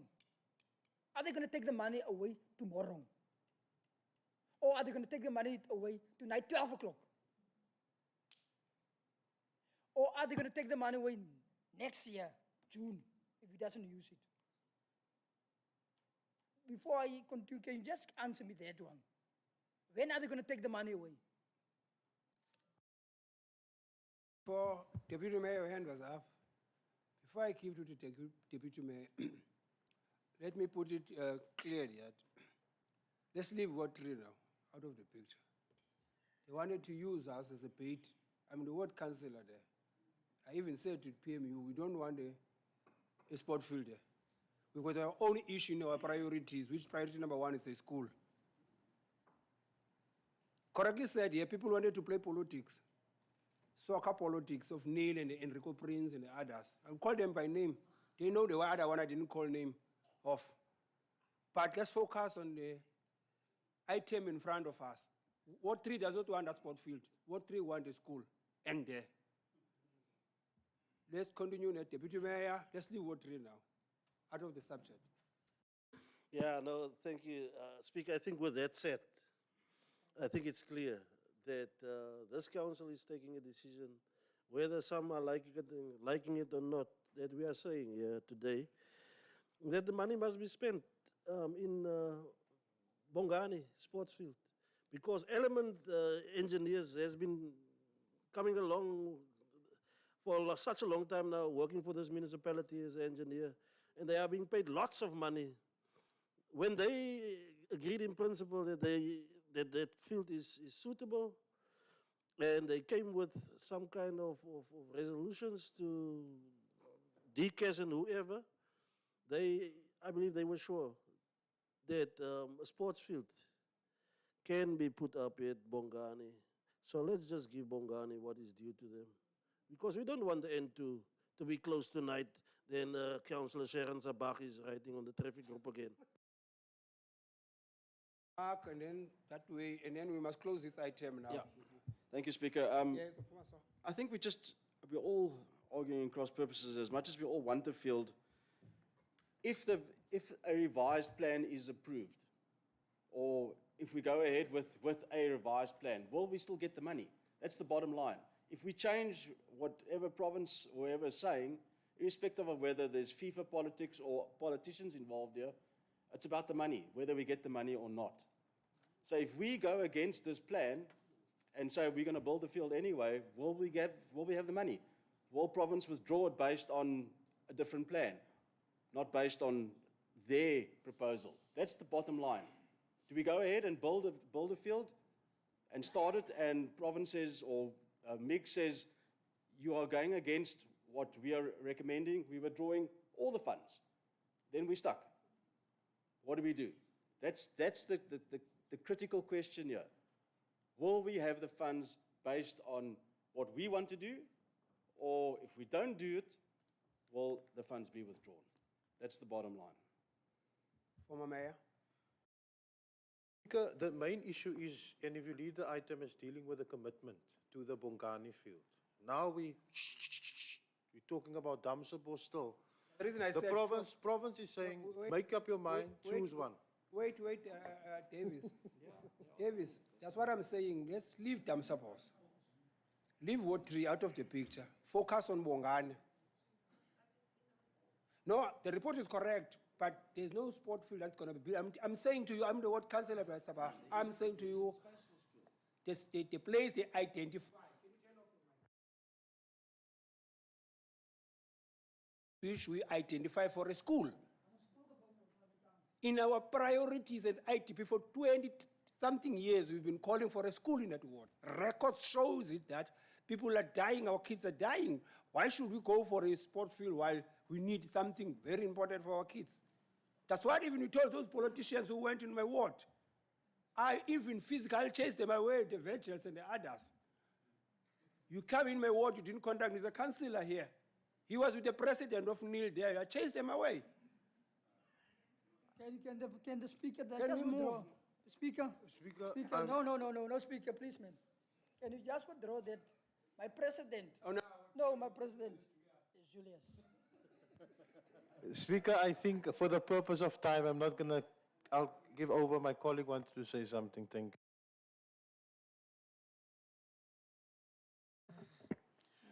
Thank you, Speaker.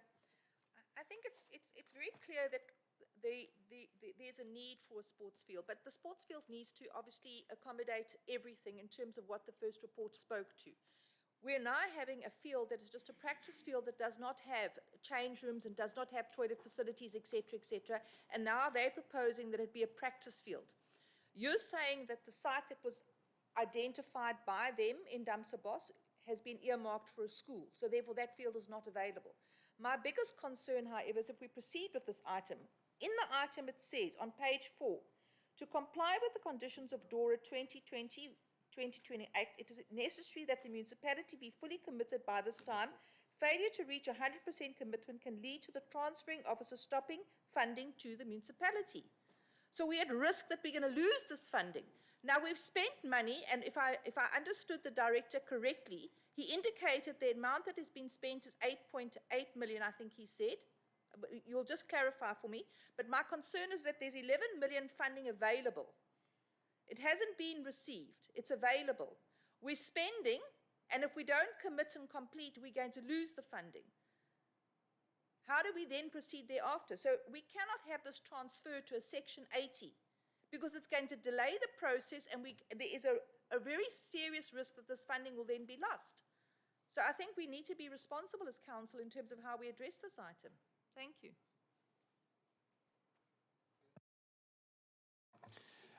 Thank you, Speaker. I think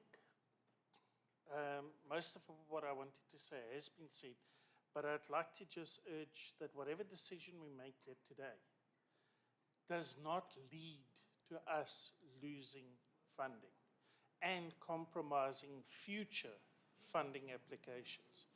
Because remember, there's more sports fields that need to be built, okay? And if we make the wrong decision today, it will impact on the community. So please, I urge you just to be cautious. Thank you, councillors. I've listened to all of you. Beauty. Let me give Suzanne. After Suzanne is Beauty. After Beauty is the MM. MM, you must guide us now so that we can move. Is MM and the director. Thank you, Speaker.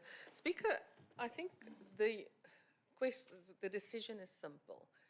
If we will not lose the funding if we register the original project for the full sports field, that is the way we have to go. But if there's a chance that that's not going to be approved and we're going to lose it, we may have to go the other way. If we could just get clarity from the administration. So if it's for us to decide, yes, we want to go with a full sports field as approved, then I think we must make that decision today, as long as we know we're not going to lose the funding and that it will be approved. I just need clarity on that. Chief Whip. Thank you, Speaker. Speaker, I think Councillor Lau have mentioned this, that we've got directors here, people with boga brains that can make things happen. I remember, Speaker, you know, you were part and parcel of that. When they say that Damsabos in Ward 3, they don't see development there. we push and we make it happen.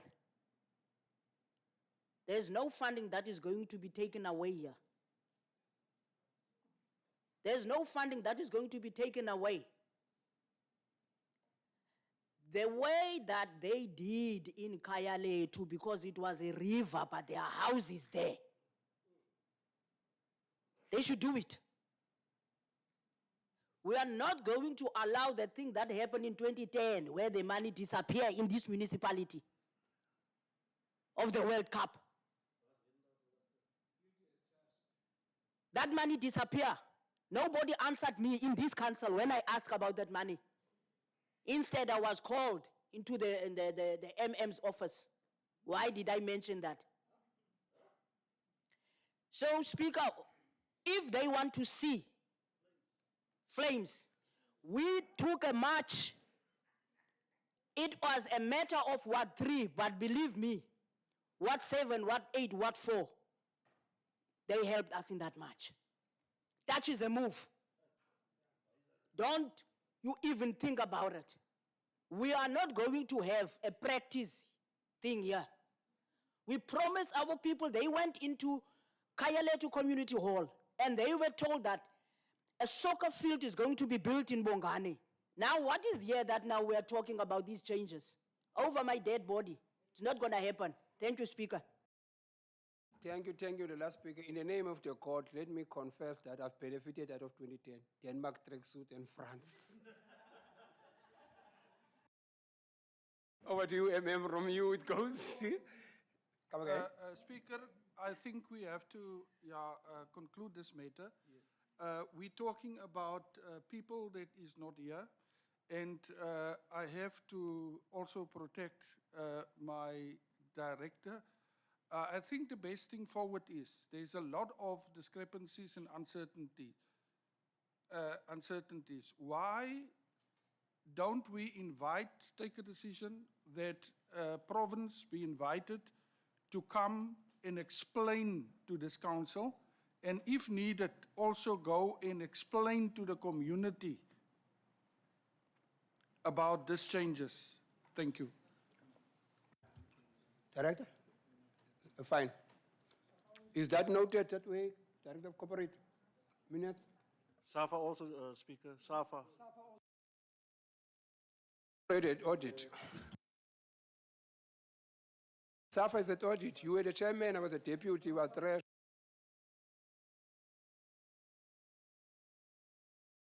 Let's move to the next item.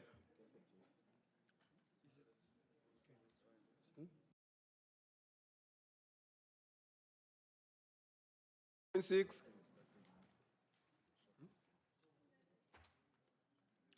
6.6. Recommendation is at 148.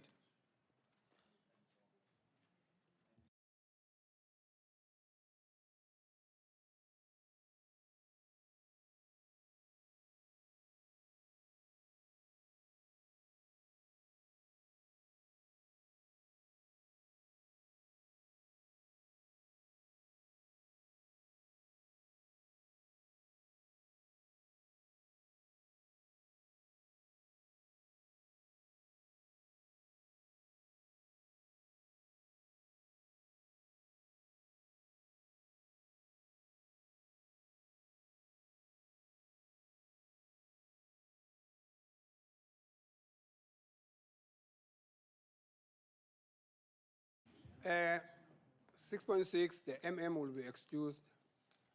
And I must say also that, in due respect, Susan and Matika, do you want to say something before I continue? Yes. The MM is still here, okay.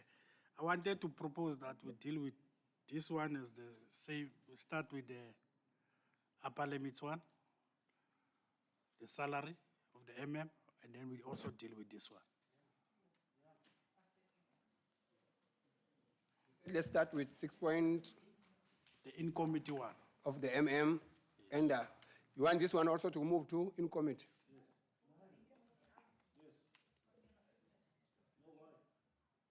You can go to in-committee, then the recommendation must come to Hello. There's no under 16 here. You speak through me. I'm asking, the proposal come from Matiga. He's explaining now. Everyone now is howling. No. Yes, Sapach, it's not your house, man. Wait. Matiga, that's true. You are saying 6.6 must be treated as? I was saying 6.6, we should treat it as the same as the item which is in committee. The two items which is in committee, the Yes. acting No, and no, the... no. The one of the remuneration. It's 10.1. Okay. 10.1 is appointment of the acting member. Okay. So we So can this also one make to it maybe in committee. Then the recommendation needs to come back to an open committee. Then in a nutshell, okay, there's a hand? Yes, Speaker, I second that proposal. Susie? Speaker, I agree that we need to deal with this item after we have dealt with the in-committee item, but I don't think they should be in committee. I think they should be on the open agenda, but maybe we can discuss it when we get to that. But this thing needs to be determined after we've dealt with the other item. That we agree on. We just don't agree whether it's in committee or not. In a nutshell, we are saying that let's start with the one of the acting MM. After that, we deal with this one. Okay. Are we in agreement as council?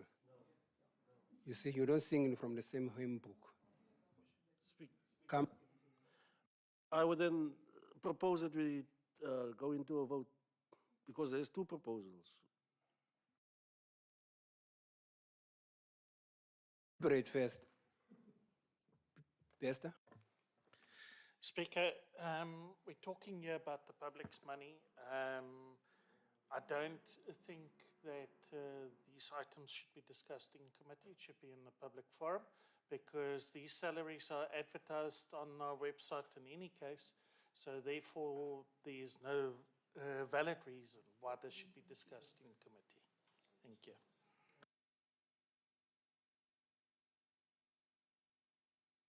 Speaker, there's absolutely no private or confidential information on the in-committee item. The limits are legislated. The annual financial statements disclose the directors and the acting MM salary. So I believe we should discuss that all on the open agenda.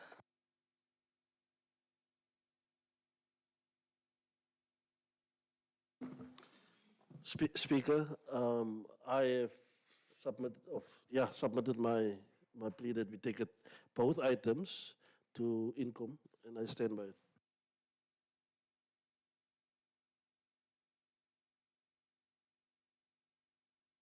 Fighter? Fighter? No comment. You came with the proposal. In committee. Speaker, the discussion will be in committee, then the recommendation will go to the open agenda. The recommendation of 6.6. No, I'm the speaker. Raise your hand. Are you saying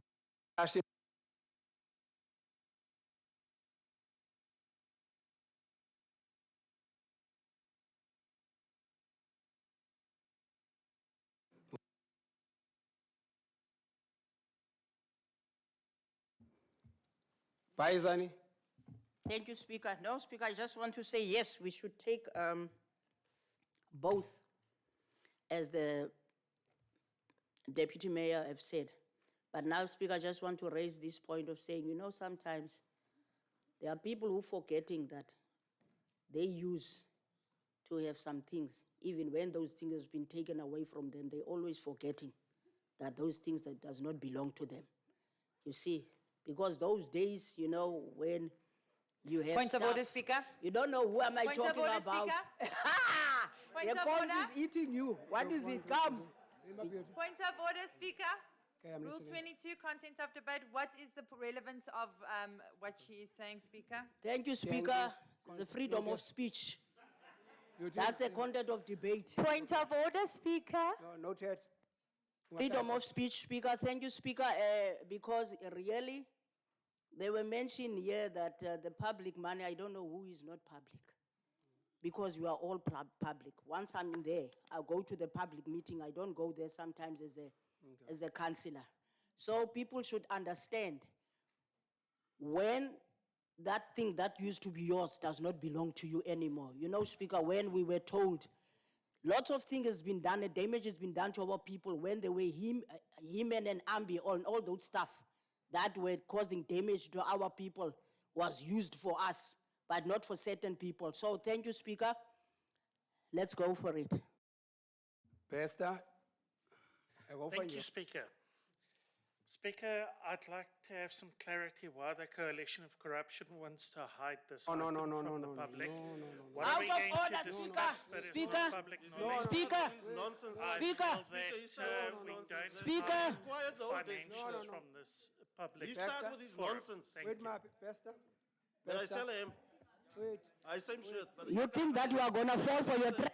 It's a nonsense. wait, wait, councillors. Councillors, we're moving correctly, smoothly together here. Speaker, Please, let's not give each other names that are unnecessary. Speaker. And have not been proven and tested. You see? Because you will make some, I noted you, fighter.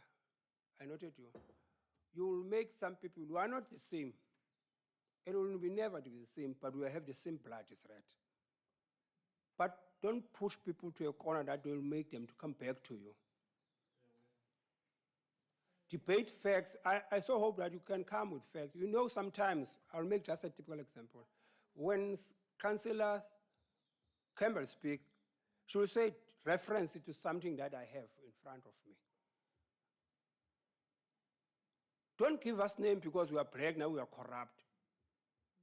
Because tomorrow we'll mobilize and show to people that you are maybe you are the worst corrupt person a person can ever find in the ground. That's the reason you are losing people in your party, Africans in particular, because the language that you use to black people is wrong. So come fight. no, Speaker, I listen when people talk about the corruption and things like that. They are the most corrupt. 1652, they come here, they stole our land. They are the most corrupt people because they stole our land when they arrived here. They are actually the foreigners. Point of order, Speaker. No. Content of debate. You've heard about We're not talking about land. We're talking about the financials of this municipality. You are the most racist person that I ever met in this town. Point of order, Especially Speaker. Councillor Baxter, especially you. Point of order, You Speaker. are very racist. Are you going to allow discrimination to take place in this council? Very racist. You must stop that racist thing of you. No, you must stop that racist thing of you. I never And call mentioned us any as black race. People corrupt here in this municipality. While when you arrive in 1652 here, you come and stole our land. You come and stole our land. Speaker, I suggest you take No, order this of is your where the corruption meeting. start. Corruption start with you. Don't do that, man. Don't call us names here. Speaker. No, you're out of order. And other people, I'm very sad that the other people that are sitting there, they are very quiet when a person, when they with their color, raise these things. Speaker, point of order. There's a lot of discrimination unnecessary. Speaker, point of order. No. Why didn't you stop him? Why didn't you stop him? While the white men say corrupt. We are quiet because we agree, Councillor Low. There's Agreed on that. You agreed on that. Deputy Mayor. Definitely yes. You agreed on that. Deputy Mayor, please, comrades. Focus here. Wait, comrade Neil. No. When we voted you into power, we didn't complain. Now you're out of power, you want to cry here like babies. What did the PA stole? What did the Patriotic Alliance stole?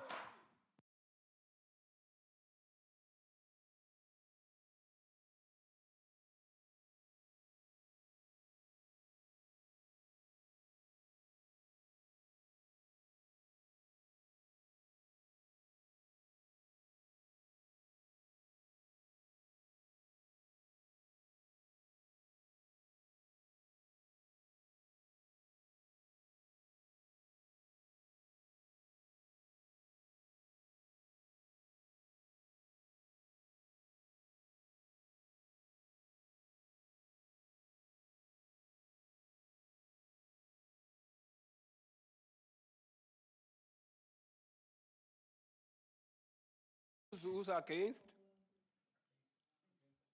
Those are saying it must, the way Matika is saying.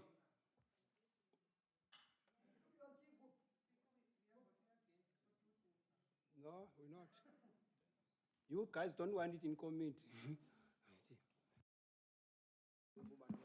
Suba? Speaker, Councillor Lopes is saying that she's got no sound. Thank you, Speaker. The result in favor with proposal of Councillor Matika is 10. Against that proposal of Matika is 8. Lopez is 9. Let's say it's 9. Irrespective, it's 9. Which is 6.7, the Hlalani item.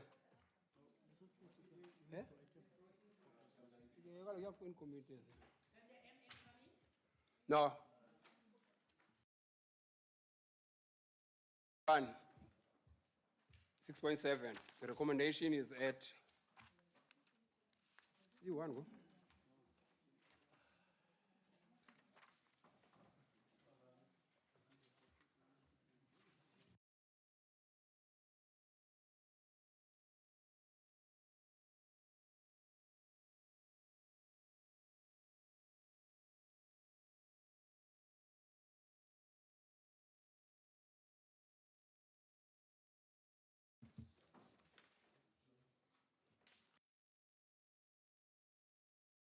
Speaker, I have enormous sympathy with the situation that the people who were moved there are dealing with. But as council, we do not have a budget to pay this out of our funds at this point in time. I therefore propose that we ask for an urgent meeting with the Provincial Minister of Human Settlements and also one of his top staff officials to deal with this matter, because by them implementing their policy retrospectively, they have created an enormous problem for Knysna. It's not a greenfields development, as Mr. Petuna indicated to us last time. These people were moved, certain promises were made to them. And I would ask that we cannot today just vote to support it, because we cannot do that if we don't have a budget and the funding. But we also cannot just leave these people and leave the situation. So I'm asking that we remove the item, ask for an urgent meeting with the provincial minister and his top staff so that we can deal with this, and if necessary, even look at dispute resolution mechanisms, because this has placed us in a very, very, very difficult situation. And yes, it's a pity that we cannot source funding. There could have been possibilities that we could have looked at that if we had more time, but we're not at a stage now where we can environment that sort of money. We also have to look at the broader implications. It's not just the people of Hlalani. There are all the other matters which is going to amount to 4.5 million. So I would propose that we remove it, but that we ask for a very, very urgent meeting with the provincial minister to see whether we cannot get them to reverse their policy. It is not actually correct of them to retrospectively implement a policy that leaves us with a situation that we're now dealing with. Mayor? Speaker, thank you very much. Speaker, before I make my point, man, you see, Speaker, it is proper and important for us to respect one another, you know. And I'm taking an offense on what Councillor Best have just raised, Speaker. I know we've just passed on that item, you know. And it can't be correct that each and every time we are called corrupt, the coalition of corrupt people. It can't be correct. And I want to appeal to Councillor Best for the last time.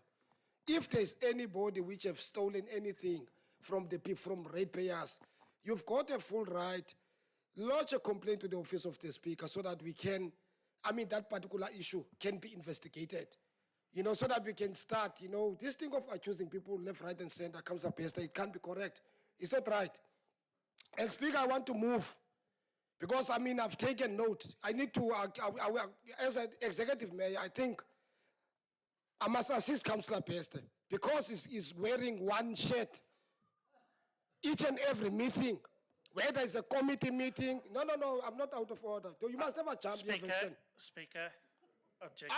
I cannot. Is this relevant to our debate here? Yeah, Speaker, no.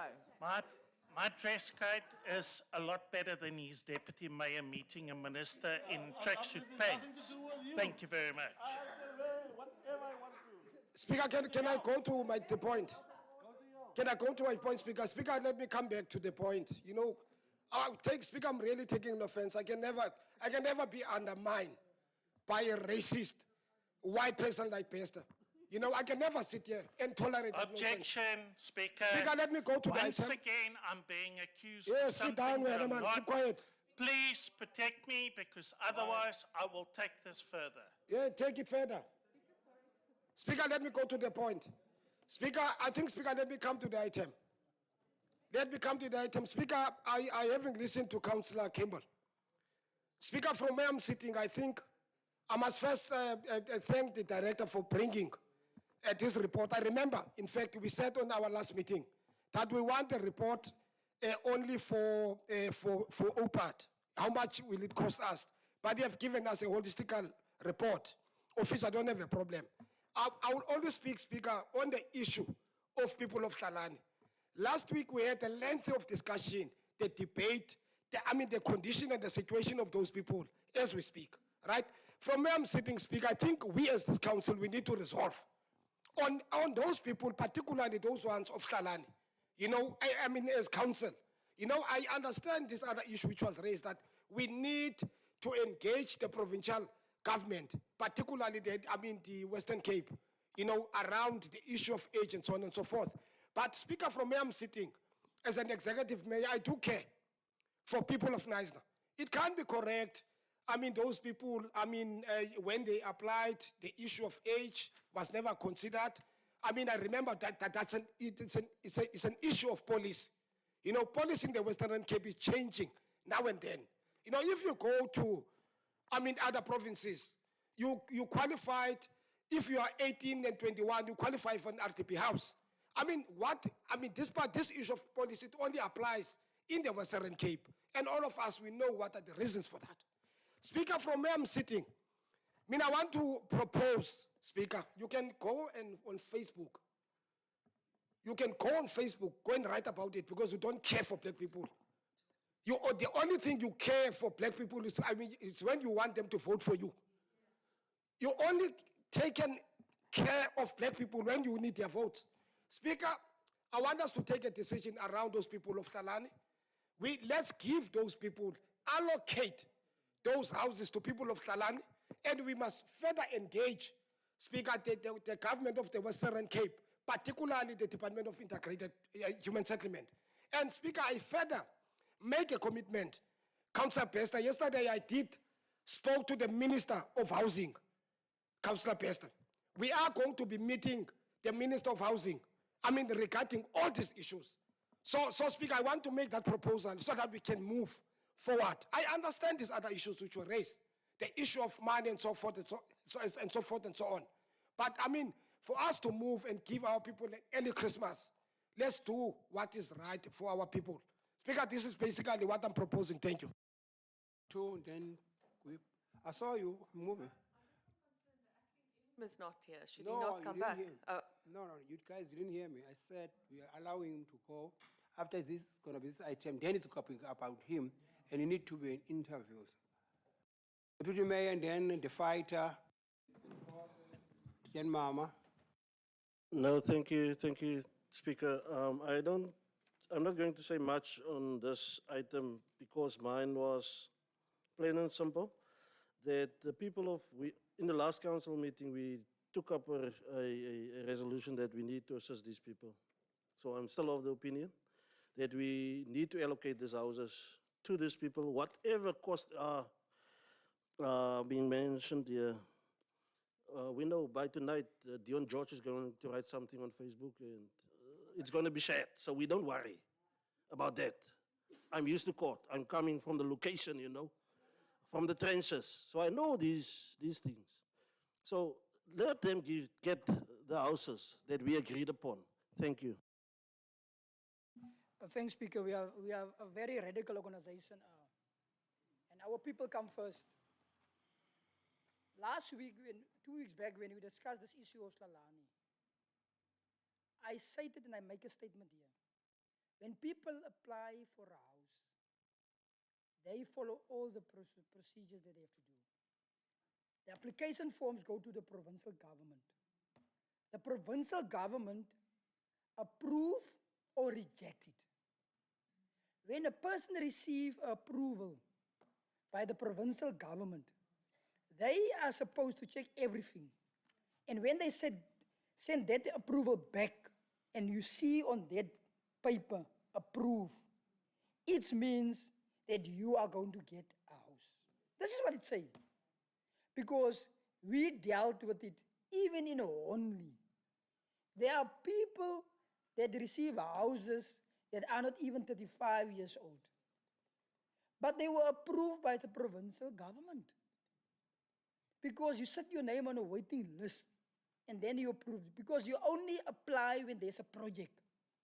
There was a project in Slalani that was standing still for 4, 5 years. But it's up and running now. Now, the houses are there.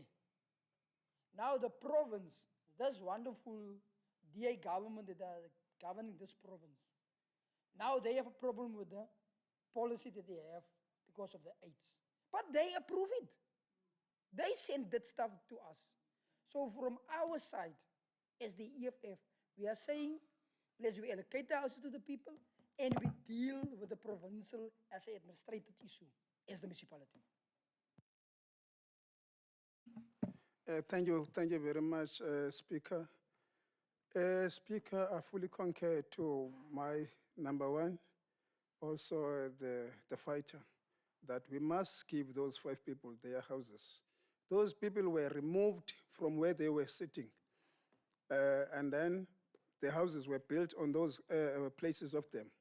But all of a sudden now, the things changed that they are not going to be allocated for those houses, of which on the other side, when you look on the books, those people, they are approved.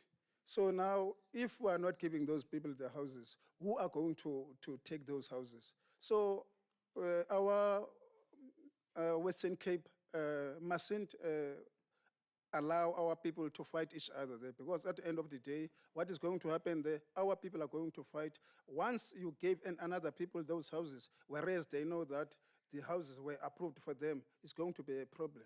So I'm fully concur to our colleagues saying that those people must get their houses. And then when we are talking here right now, we mustn't talk about the other areas like Tembeni, what we call Kolweni, all those areas. We are now talking about the people who are approved for those houses. But after all, now they are no longer getting the houses. So let's prove that people must get the houses. And then the issue of the money must come after. Thanks. Thank you, Speaker. You called me so nicely. You remind me I could sing my late sister Brenda Fassie. You think you high class, baby. Speaker, we, as a black child, we like a flui in Tagumba. Doesn't matter if you are sleeping on this side or sleeping on the side, you're going under the table, you're going everywhere. The flui can't for your bait. We are not going to fight amongst each other in the northern areas. From Honley, Rienendal, Sedgefield, wherever, you name it. We are not going to fight because this is what they want us to do, to fight one another. Why, when it comes to what our people must be given, and there are changes. Firstly, they come with a smart thing. I'm not going to change my topic from arithmetic to mathematics. And when they see that they were clever, they change it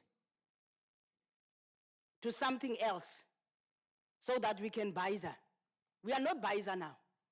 We are saying they must listen to us, what we are saying. You can't come and tell me you is a you, and you can't tell me a Y is not going to work because Y is a crooked letter. This is what you are trying to tell us now as the province. Speaker, So you are not, you are saying, Tomazana, don't undermine me when I'm always talking. A point of order, Speaker. Don't undermine me. What is your point of order? Speaker, my point of order is Rule 22.3. Councillors and members of the public.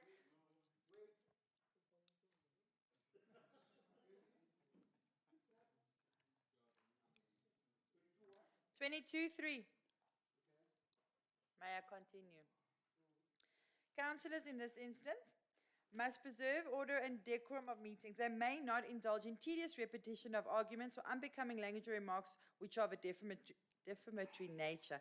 Speaker, what is the relevance of Councillor Charlie to the point of this, and that she continues to keep being defamatory and as unbecoming remarks? It is relevant. Those families don't have a place to stay. Thank you, Speaker.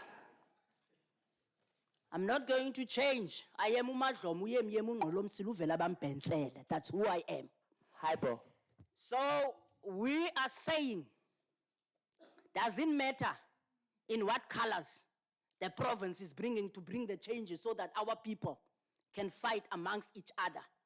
We are like a bed bug. Ons is so vloei, ons gaan byt.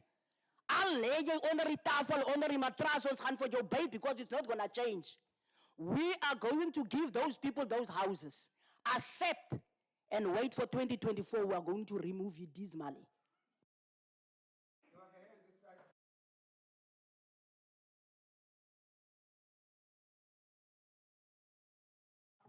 Thank you, Speaker. Okay, fantastic. Some things to say. Thank you, Speaker. This item came before Council as a result of the motion that you brought in the previous Council, and we all agreed on that particular day that it was something that was of urgency and it was needed. However, this item now comes before us covering 3 other areas as well.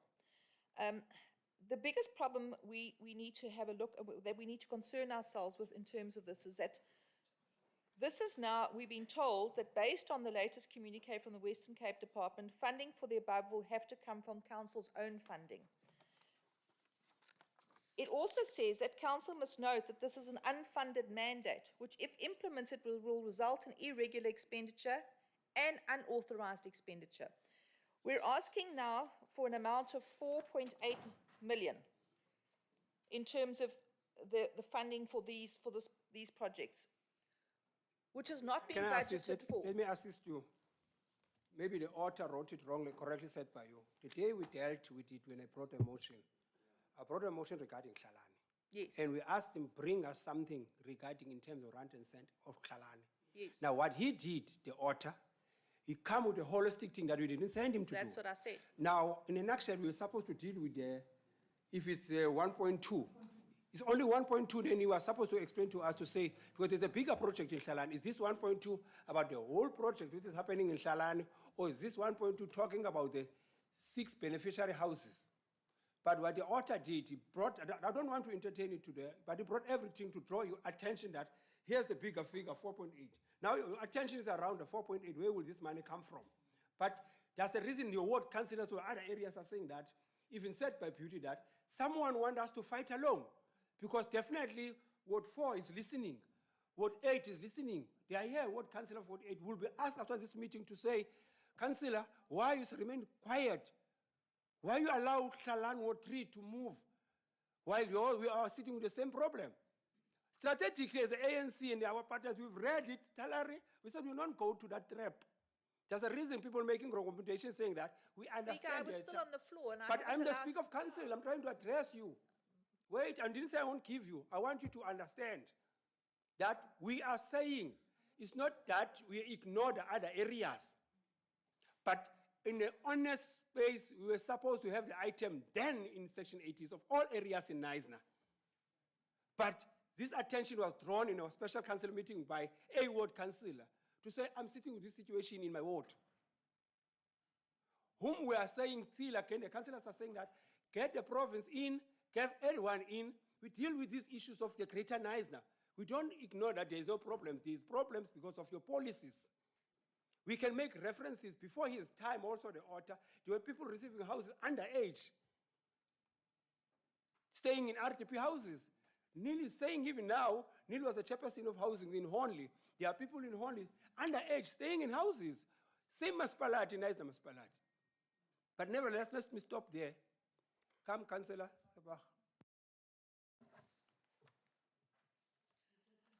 So So my point is that even if we were to spend just the 1.2 million rand on Hilani, this is still not part of our mandate. It's an unfunded mandate, and it will result in irregular expenditure and unauthorized expenditure. It hasn't been budgeted for in our current budget. So I'm concerned as to how we proceed going forward on this. We agree that we need to address the housing, but if it's not funded, how are we going to proceed? Because we're already going into a deficit. So how are we going to address this? We cannot be spending money on something when we don't have the money to spend. If we'd had the money to spend, it would have been a different story, but it has not been budgeted for. It's not part of the mandate. It's an irregular expenditure. The position of the DA. Thank you, Speaker. I also want to say something. Yeah, so I agree. This, whatever amount it is, the million rand will be added to the 60 odd, I don't know what it is now. In the last report, it was 60 that a portion of that we'll be able to recover, and others we will have to probably write it off. So that is I don't think we can support, we agree with it. We said it last time, we feel for everyone. But the challenge you said, as Councillor Campbell has said, and we agree with what she said about approaching the minister. You approach the minister that this item be withdrawn, and we approach the minister to get, because that's the problem. The problem is the circular that does not allow that other people who have other like disabilities, etc., to go into that house. So unless you can change that, you cannot after the fact. The MM has written to us in the recommendation, which my colleague has read, that it will amount to irregular expenditure yet again.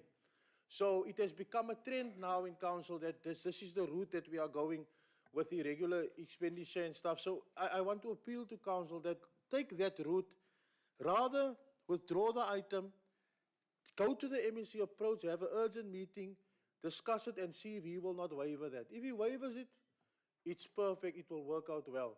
If we approve this, we set ourselves up to be liable for this, and I'm sure that none of us as councillors want to be liable for irregular expenditure.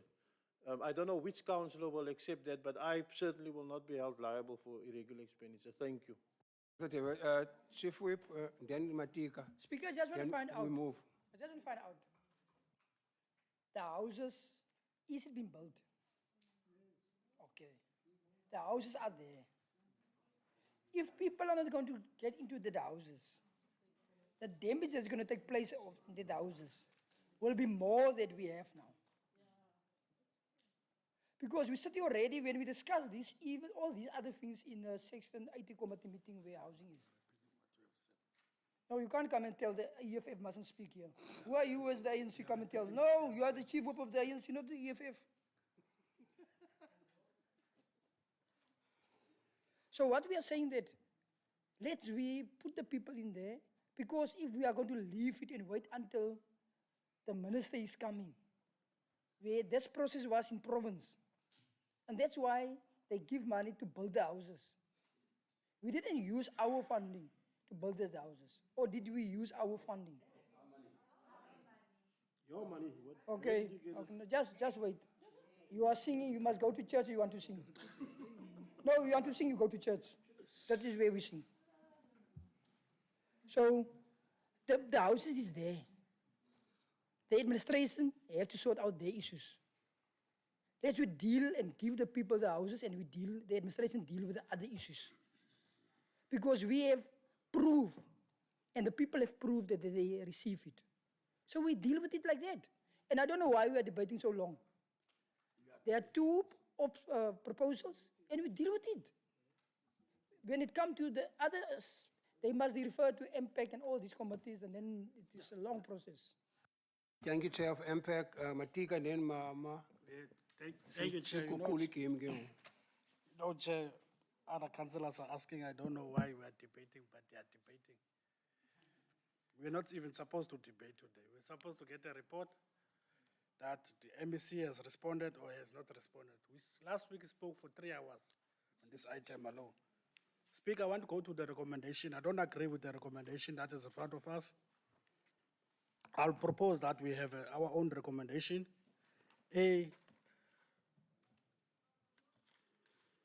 At the council note the report and implement the allocation of the houses for the Salani residents. Recommendation B, that the meeting be arranged with the provincial department as well as the national department to finalize all other claims that was gonna be impacted on this. C, that the claims of 1.2 million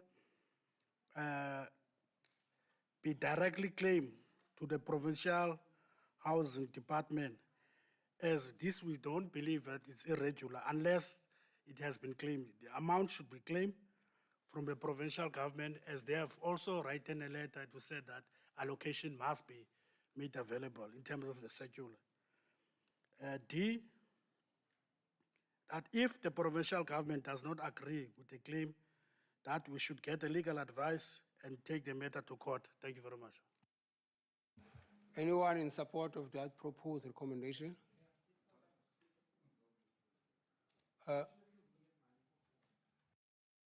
Your hand up? Second. Shini mama? Kala senze recommendation. You know, siyabopha. Okay, thetha ke mama. Thank you, Speaker. Councillor Matika, it was on a good proposal that we can debate on this matter so that our people can thoroughly see who they are voting for in the elections. Because when it comes to them, they don't have that feeling of saying that those people should be on their houses on Christmas. Councillor, please. So they should be, you can go, your friends on Facebook, they are not here now. You are here dealing with me now. Speaker, if we start Physically. talking about Councillor Chani, she's not gonna like it. If we start airing her laundry, she's not gonna like it. They are not here. She must tread carefully. Are not here. I am a threat on the DA, that I know. I'm a threat on the DA. Speaker, let me follow, let me go. Because whenever, when I stood up, Winnie Madikizela Mandela is standing there, you see they are trembling. They are trembling when Beauty Charlie start to speak. Speaker, I am glad so that our people can see they don't have a feeling and a pain. They are going to have their Christmas party in their houses, while our people will have and enjoy their Christmas party in shacks. So I am so glad that our people could see that they are wasting their votes when they are voting for the Democratic Alliance. I am restating my case on saying that we, as the coalition, so-called corrupt, it's better for us to be corrupt to feed our people than be corrupt for us, whereby we are already in a higher places in positions with one outfit. Point of order. There is no point of order. You should know better. Speaker, So we are going with the recommendation. Speaker, when a point of order is called, you have to acknowledge it. Beauty Child is a threat to the DA in Naisna. We are going to vote, but I send a message to our people. Count your votes. Mark your votes You when have you are to voting acknowledge for. a point Wasting of your order time. as the Speaker People who of this doesn't have a House. pain You are for not you. doing your job, Speaker. What did you just say? Speaker, and said that when a point of order is called, the Speaker said about your job? needs, you're not doing your job because you're not acknowledging our point of orders is what I said, Speaker. Have you voted for that speaker? You never voted for him. Thank you. Thank you.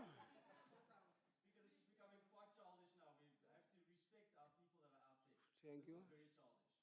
Thank you. Thank you. Yeah, Stubble. It's nice sometimes to listen to elderly.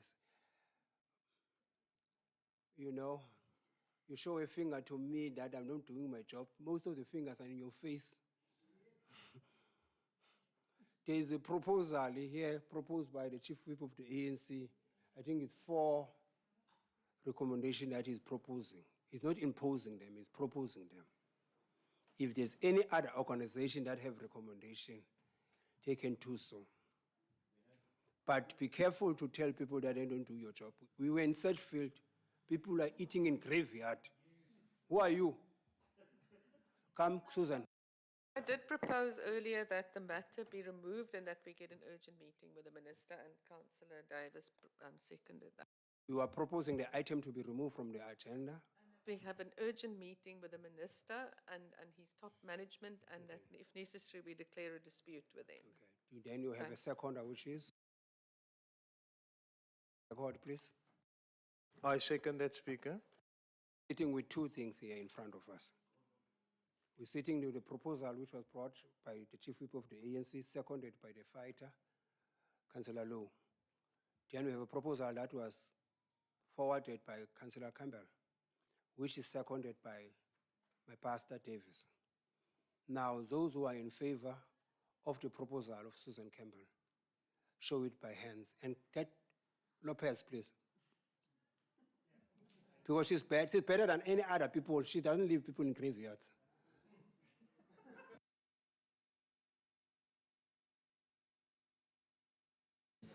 Those who, we got two proposals. Those who are, first starting this way, those who are against the proposal which was raised by Susan Campbell, show it by hand. You? You forgetting myself?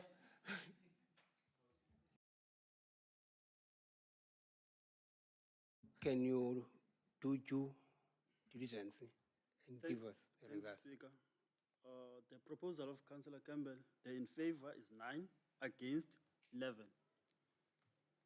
Does 11 carry?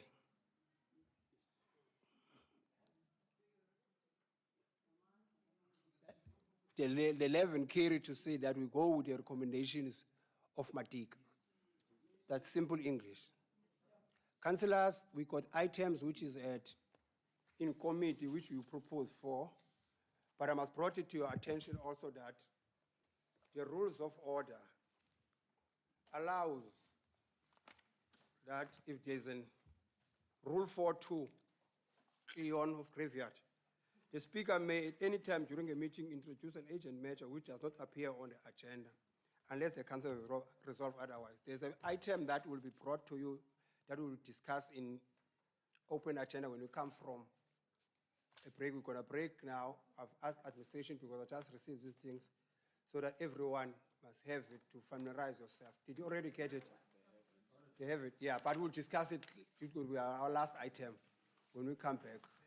We'll break now. I need you here around about past.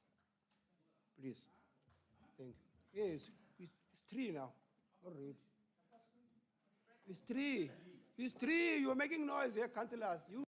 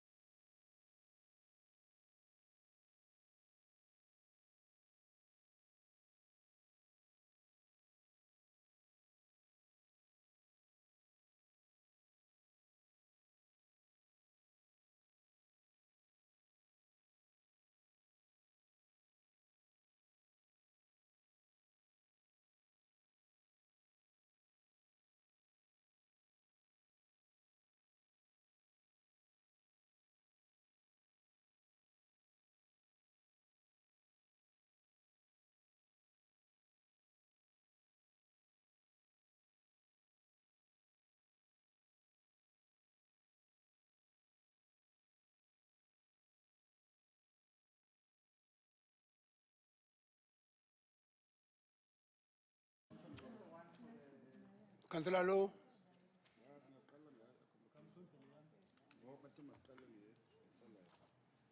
Kalila na.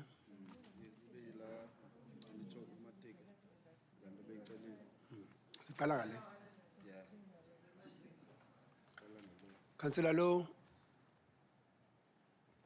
and the public, please, can the public member excuse us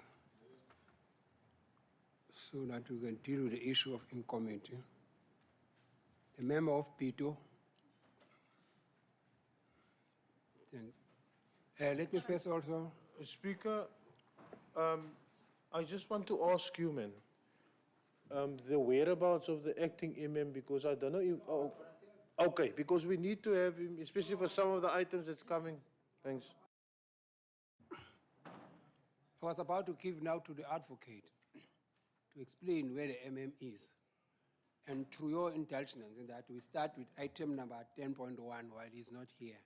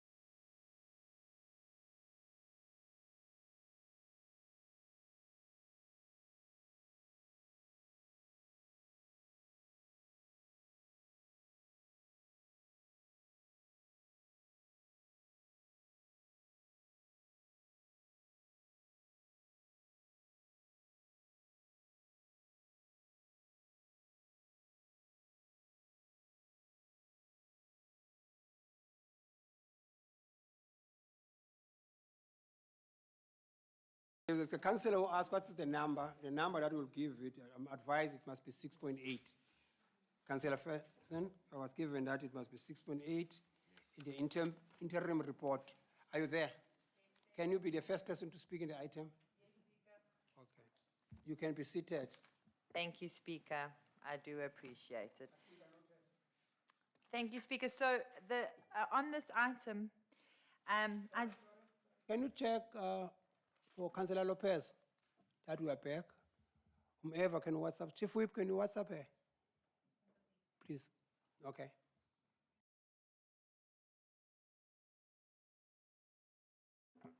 Speaker, thank you for this. I just like an explanation from the administration, as today is the 8th of November, and the purpose of this report to advise that the selection committee convened on the 7th, 8th, and 9th of November. Tomorrow hasn't happened yet, and according to the information that was given to us, it was advised from our Acting Director Corporate Services that this will not be happening tomorrow. It's concluded today. Can I just have clarity, because this item is misleading and extremely confusing? Thank you. Advocate will answer you. It's just an error. Thank you. Speaker, Councillor Lopes cannot reconnect because there's load shedding where she is. So she's unfortunately not able to join. So she extends her apologies.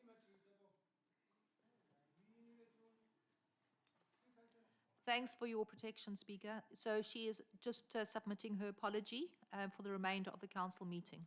Thank you. Can the administrators make note of that, because there was load shedding in the area where she is? Yes. Thank you. Matika? Speaker, thank you very much, Speaker. We just want to say that we agree that we should re-advertise, but we should, on the advert, it should be stated that we want at least 10 years, not 5 years.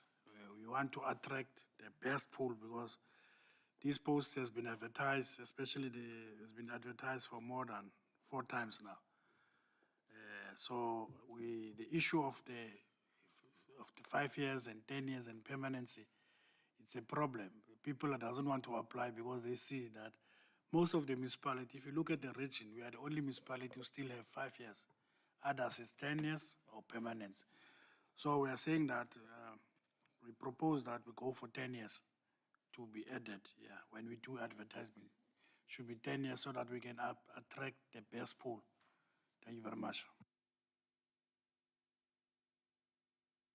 Speaker, I'm afraid to say we cannot advertise for 10 years. The Municipal Systems Amendment Act has come into operation, and in terms of that, a director's post has to be permanent. We don't have the option. Last time I mentioned it, and Councillor Matika felt that it was optional. It says must, it does not say may. So we've got no option. We've got to go for permanent for the directors. Also, as far as the human settlements, Integrated Human Settlements Director is concerned, we need to get a legal opinion on the staff regulations, because the way I understand the staff regulations, we cannot have this post. We've got too many directorates, and also there are not enough managers reporting. The regulations are extremely strict on how many people have to report in the hierarchy. So before we advertise this, if we could please just get an expert opinion on that, because we don't want to advertise a post that is actually unlawful in terms of the staff regulations. I support the recommendation as far as the CFO is concerned, but unfortunately, we have to go permanent. We've got no choice. Yes, I wanted to go back there and in terms of amendment, but I don't want to say it myself. Just assist there so that we don't sit the whole day here. Speaker, yes, I support the permanency, because that is what the regulations is indicated. We have to go for permanent. Now, tell us we are in agreement that we go for permanent in the recommendation. It's law. Let us not see the whole day again with this item. No, yes, from our side, Speaker, as you know, we don't agree. We didn't agree about the human settlements, because normally it comes separately, so then we can vote against the human settlements and support the director of finance.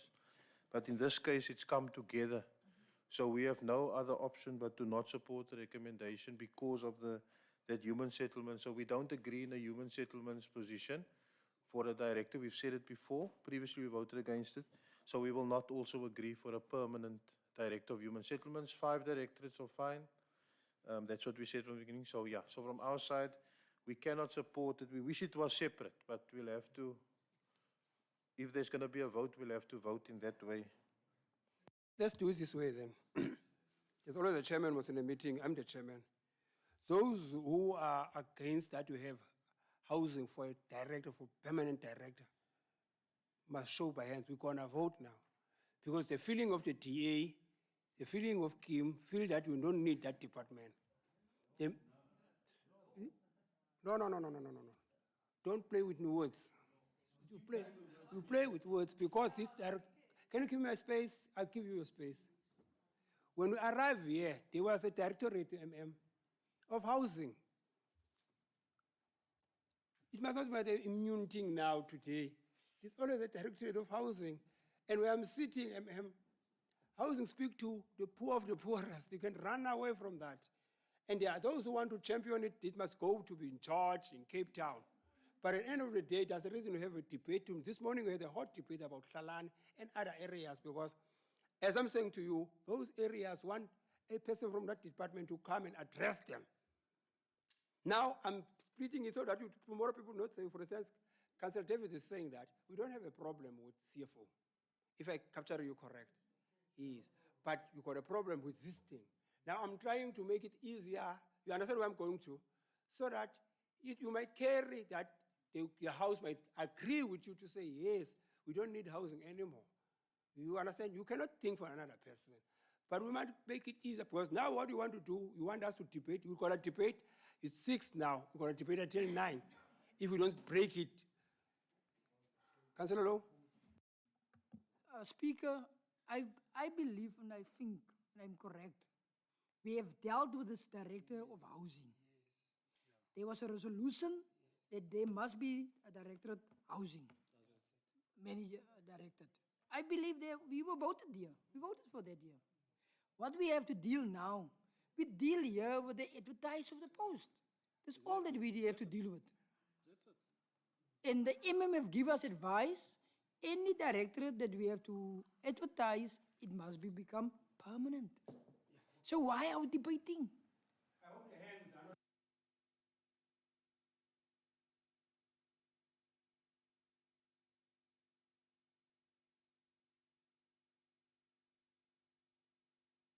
Speaker, I propose that we support the recommendation that the CFO gets re-advertised, that it's got to be a permanent position, but that we ask for a report to council on the legality in terms of the municipal staff regulations that came into operation on the 1st of July of having a director human settlements. That's all I'm asking. I'm not saying we're opposed to it. We just want to know whether it's allowed. These are new regulations. They didn't exist the last time we decided. No, thank you very much, Speaker. Speaker, I will propose that. Then we re-advertise all directorates, make them permanent. It's going to be unfair. We stick with 5 years, and then we're making others permanent. Because if we are not moving with the issue of 10 years, then let's re-advertise, make everyone permanent. Or are we saying that we can still change it even if we didn't advertise? Can we still make them permanent, the others that are not coming for shortlisting? Because now it's unfair that we make 1 permanent or 2 permanent, and then the rest of them is going to be 5 years. They have to wait for another. The only directorate that is not going to be permanent is infrastructure and community service, because they must serve their full contract. Then after we can make them permanent in the new advertisement. So I'm saying that the best option, because maybe a lot of people didn't apply, how are we going to deal with this one?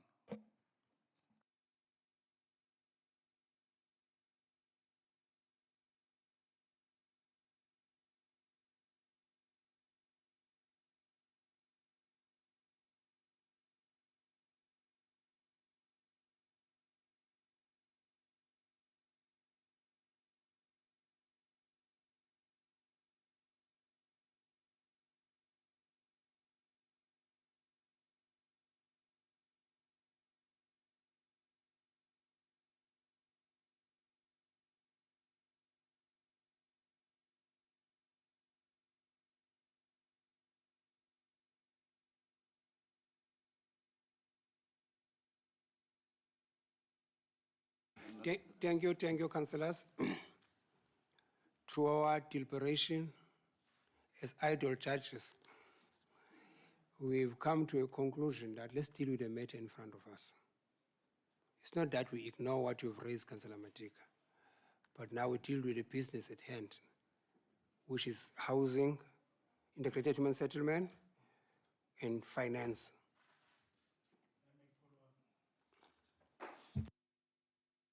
Thank you very much, Speaker. No, I understand. The reason is that we just deal with shortlisting. And there's no way we can do it backdoor and make them permanent. Well, the advert said 5 years. We're gonna be liable, we're gonna go to court because we have closed the gap for those who wanted. If it was permanent, anyone can apply. But if it's 5 years, I'll think twice because I still have my contract, you see? So now it's gonna be difficult because now if we are saying that only these ones, come next week, we appoint, and then we say the director, those who are not here, they are permanent.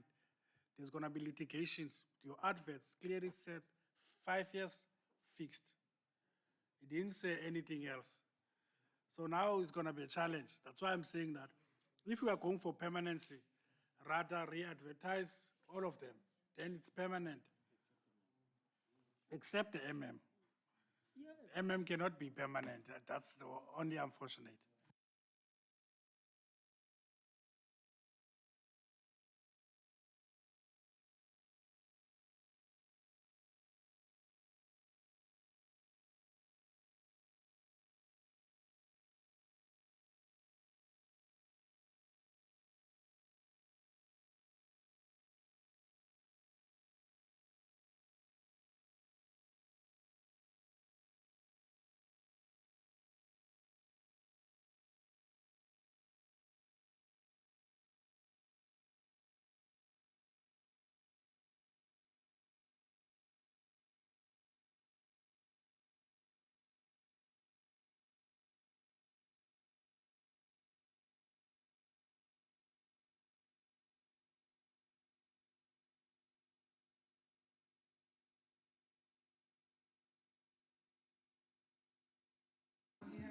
Councillor, Come back with that process. yeah. Councillors, we plead with you to say, let's deal with the matter in front of us. In any event, we always convene meetings. For argument's sake, Ngele is still under contract with us. Praveen is still under contract with us. Here we're sitting in a situation where we are one of the worst municipalities that always have actors, like in a film. You see, this leadership might change tomorrow. The new leadership also will come with actors. No. To me, it's not about money, it's about service delivery. I'm saying, let's focus what we have in front of us. Up, we're sitting with challenges with all these directorates. The CFO might go, we could get another CFO, because always 3 months, then another one, 3 months. And the findings also of the auditors also told us that this thing of acting does not assist the municipality. There's no stability, that's the word I'm looking for. Let's focus on what we have in front of us. And then if the need arise out of, we have debate, we say that we need to observe us. If the need arise that we don't have people out of the pool, then we meet like this as councillors to say, let's go this way. And honestly, we need also to follow the legislator. If the legislature is saying now we must go for 5 years, we don't need to dig and dive. We need to be honest and put it in the advert that it's permanent. What's the word is permanent that has been used now? It's permanent. Even this one of housing, of CFO, if you go out, it must go out saying that it's a permanent, start from the first. It's effective from the legislature? 1st of July. You see? Can we forecast content of debate? You normally say that, the content of debate. Let's move. We will do in accordance with the latest statutory. Yeah, it's you. I'm saying speak. Thank you, Speaker. Yeah. You know, Speaker, I always believe that there's the majority rules. No? But comes to the point of debate. or the point on the agenda, I would like to add to this, the Directorate, Planning and Development also. Because we had our selection process, and I believe that the acting MM can concur that we are also sitting with a challenge there, unless we want to come for another special council meeting next week, just to decide on that.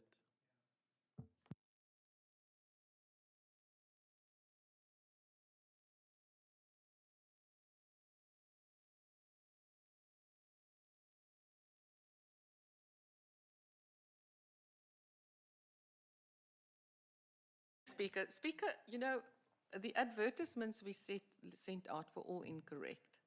They were put on the council group as a draft. I commented on them on the Tuesday, and then I heard they'd been advertised on the Sunday. Now, firstly, we advertised one day too short on our website. Secondly, the planning director was not advertised correctly. It was supposed to have the competencies and all that in. We didn't put that in. So I concur with Councillor Matika's suggestion that we re-advertise everybody, but please, if we could check the ads this time. There was not consistency in our ads. If we could get a draft to just check, so we don't have to re-advertise. And the other thing where we made a mistake is council resolved that it was at least a 5-year contract, but we said a 5-year fixed-term contract. So our advertisement was not the resolution. It was actually that people could apply and that it could be extended. But we actually said a fixed term. So that all those ads were wrong. So I would strongly support that we actually just decide today to re-advertise. But please, we have to do our advertisements correctly. All of them. What is all, comrades? From MM to...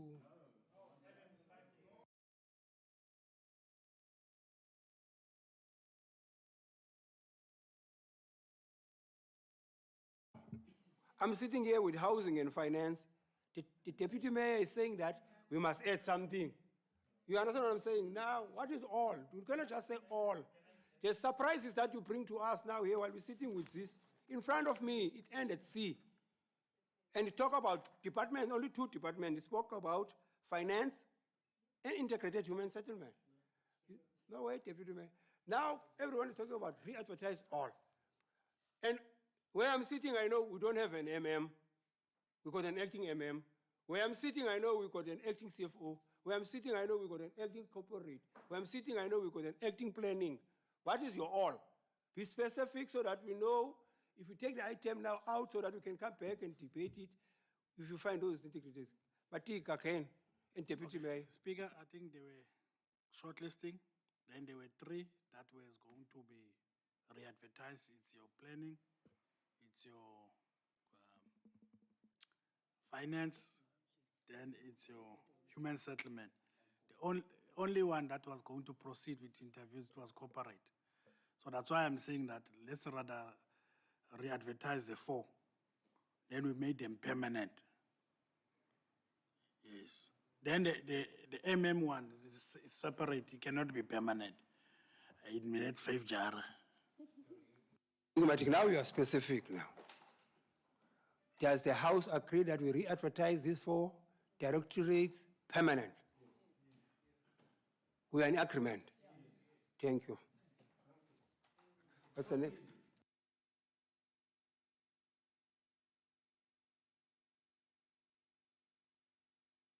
Consideration of motions, there's no motions. Consideration of questions, there's no questions. Consideration of motion of exigency, there's none. And we dealt with in committee. You can go and have your coffee. The meeting is adjourned.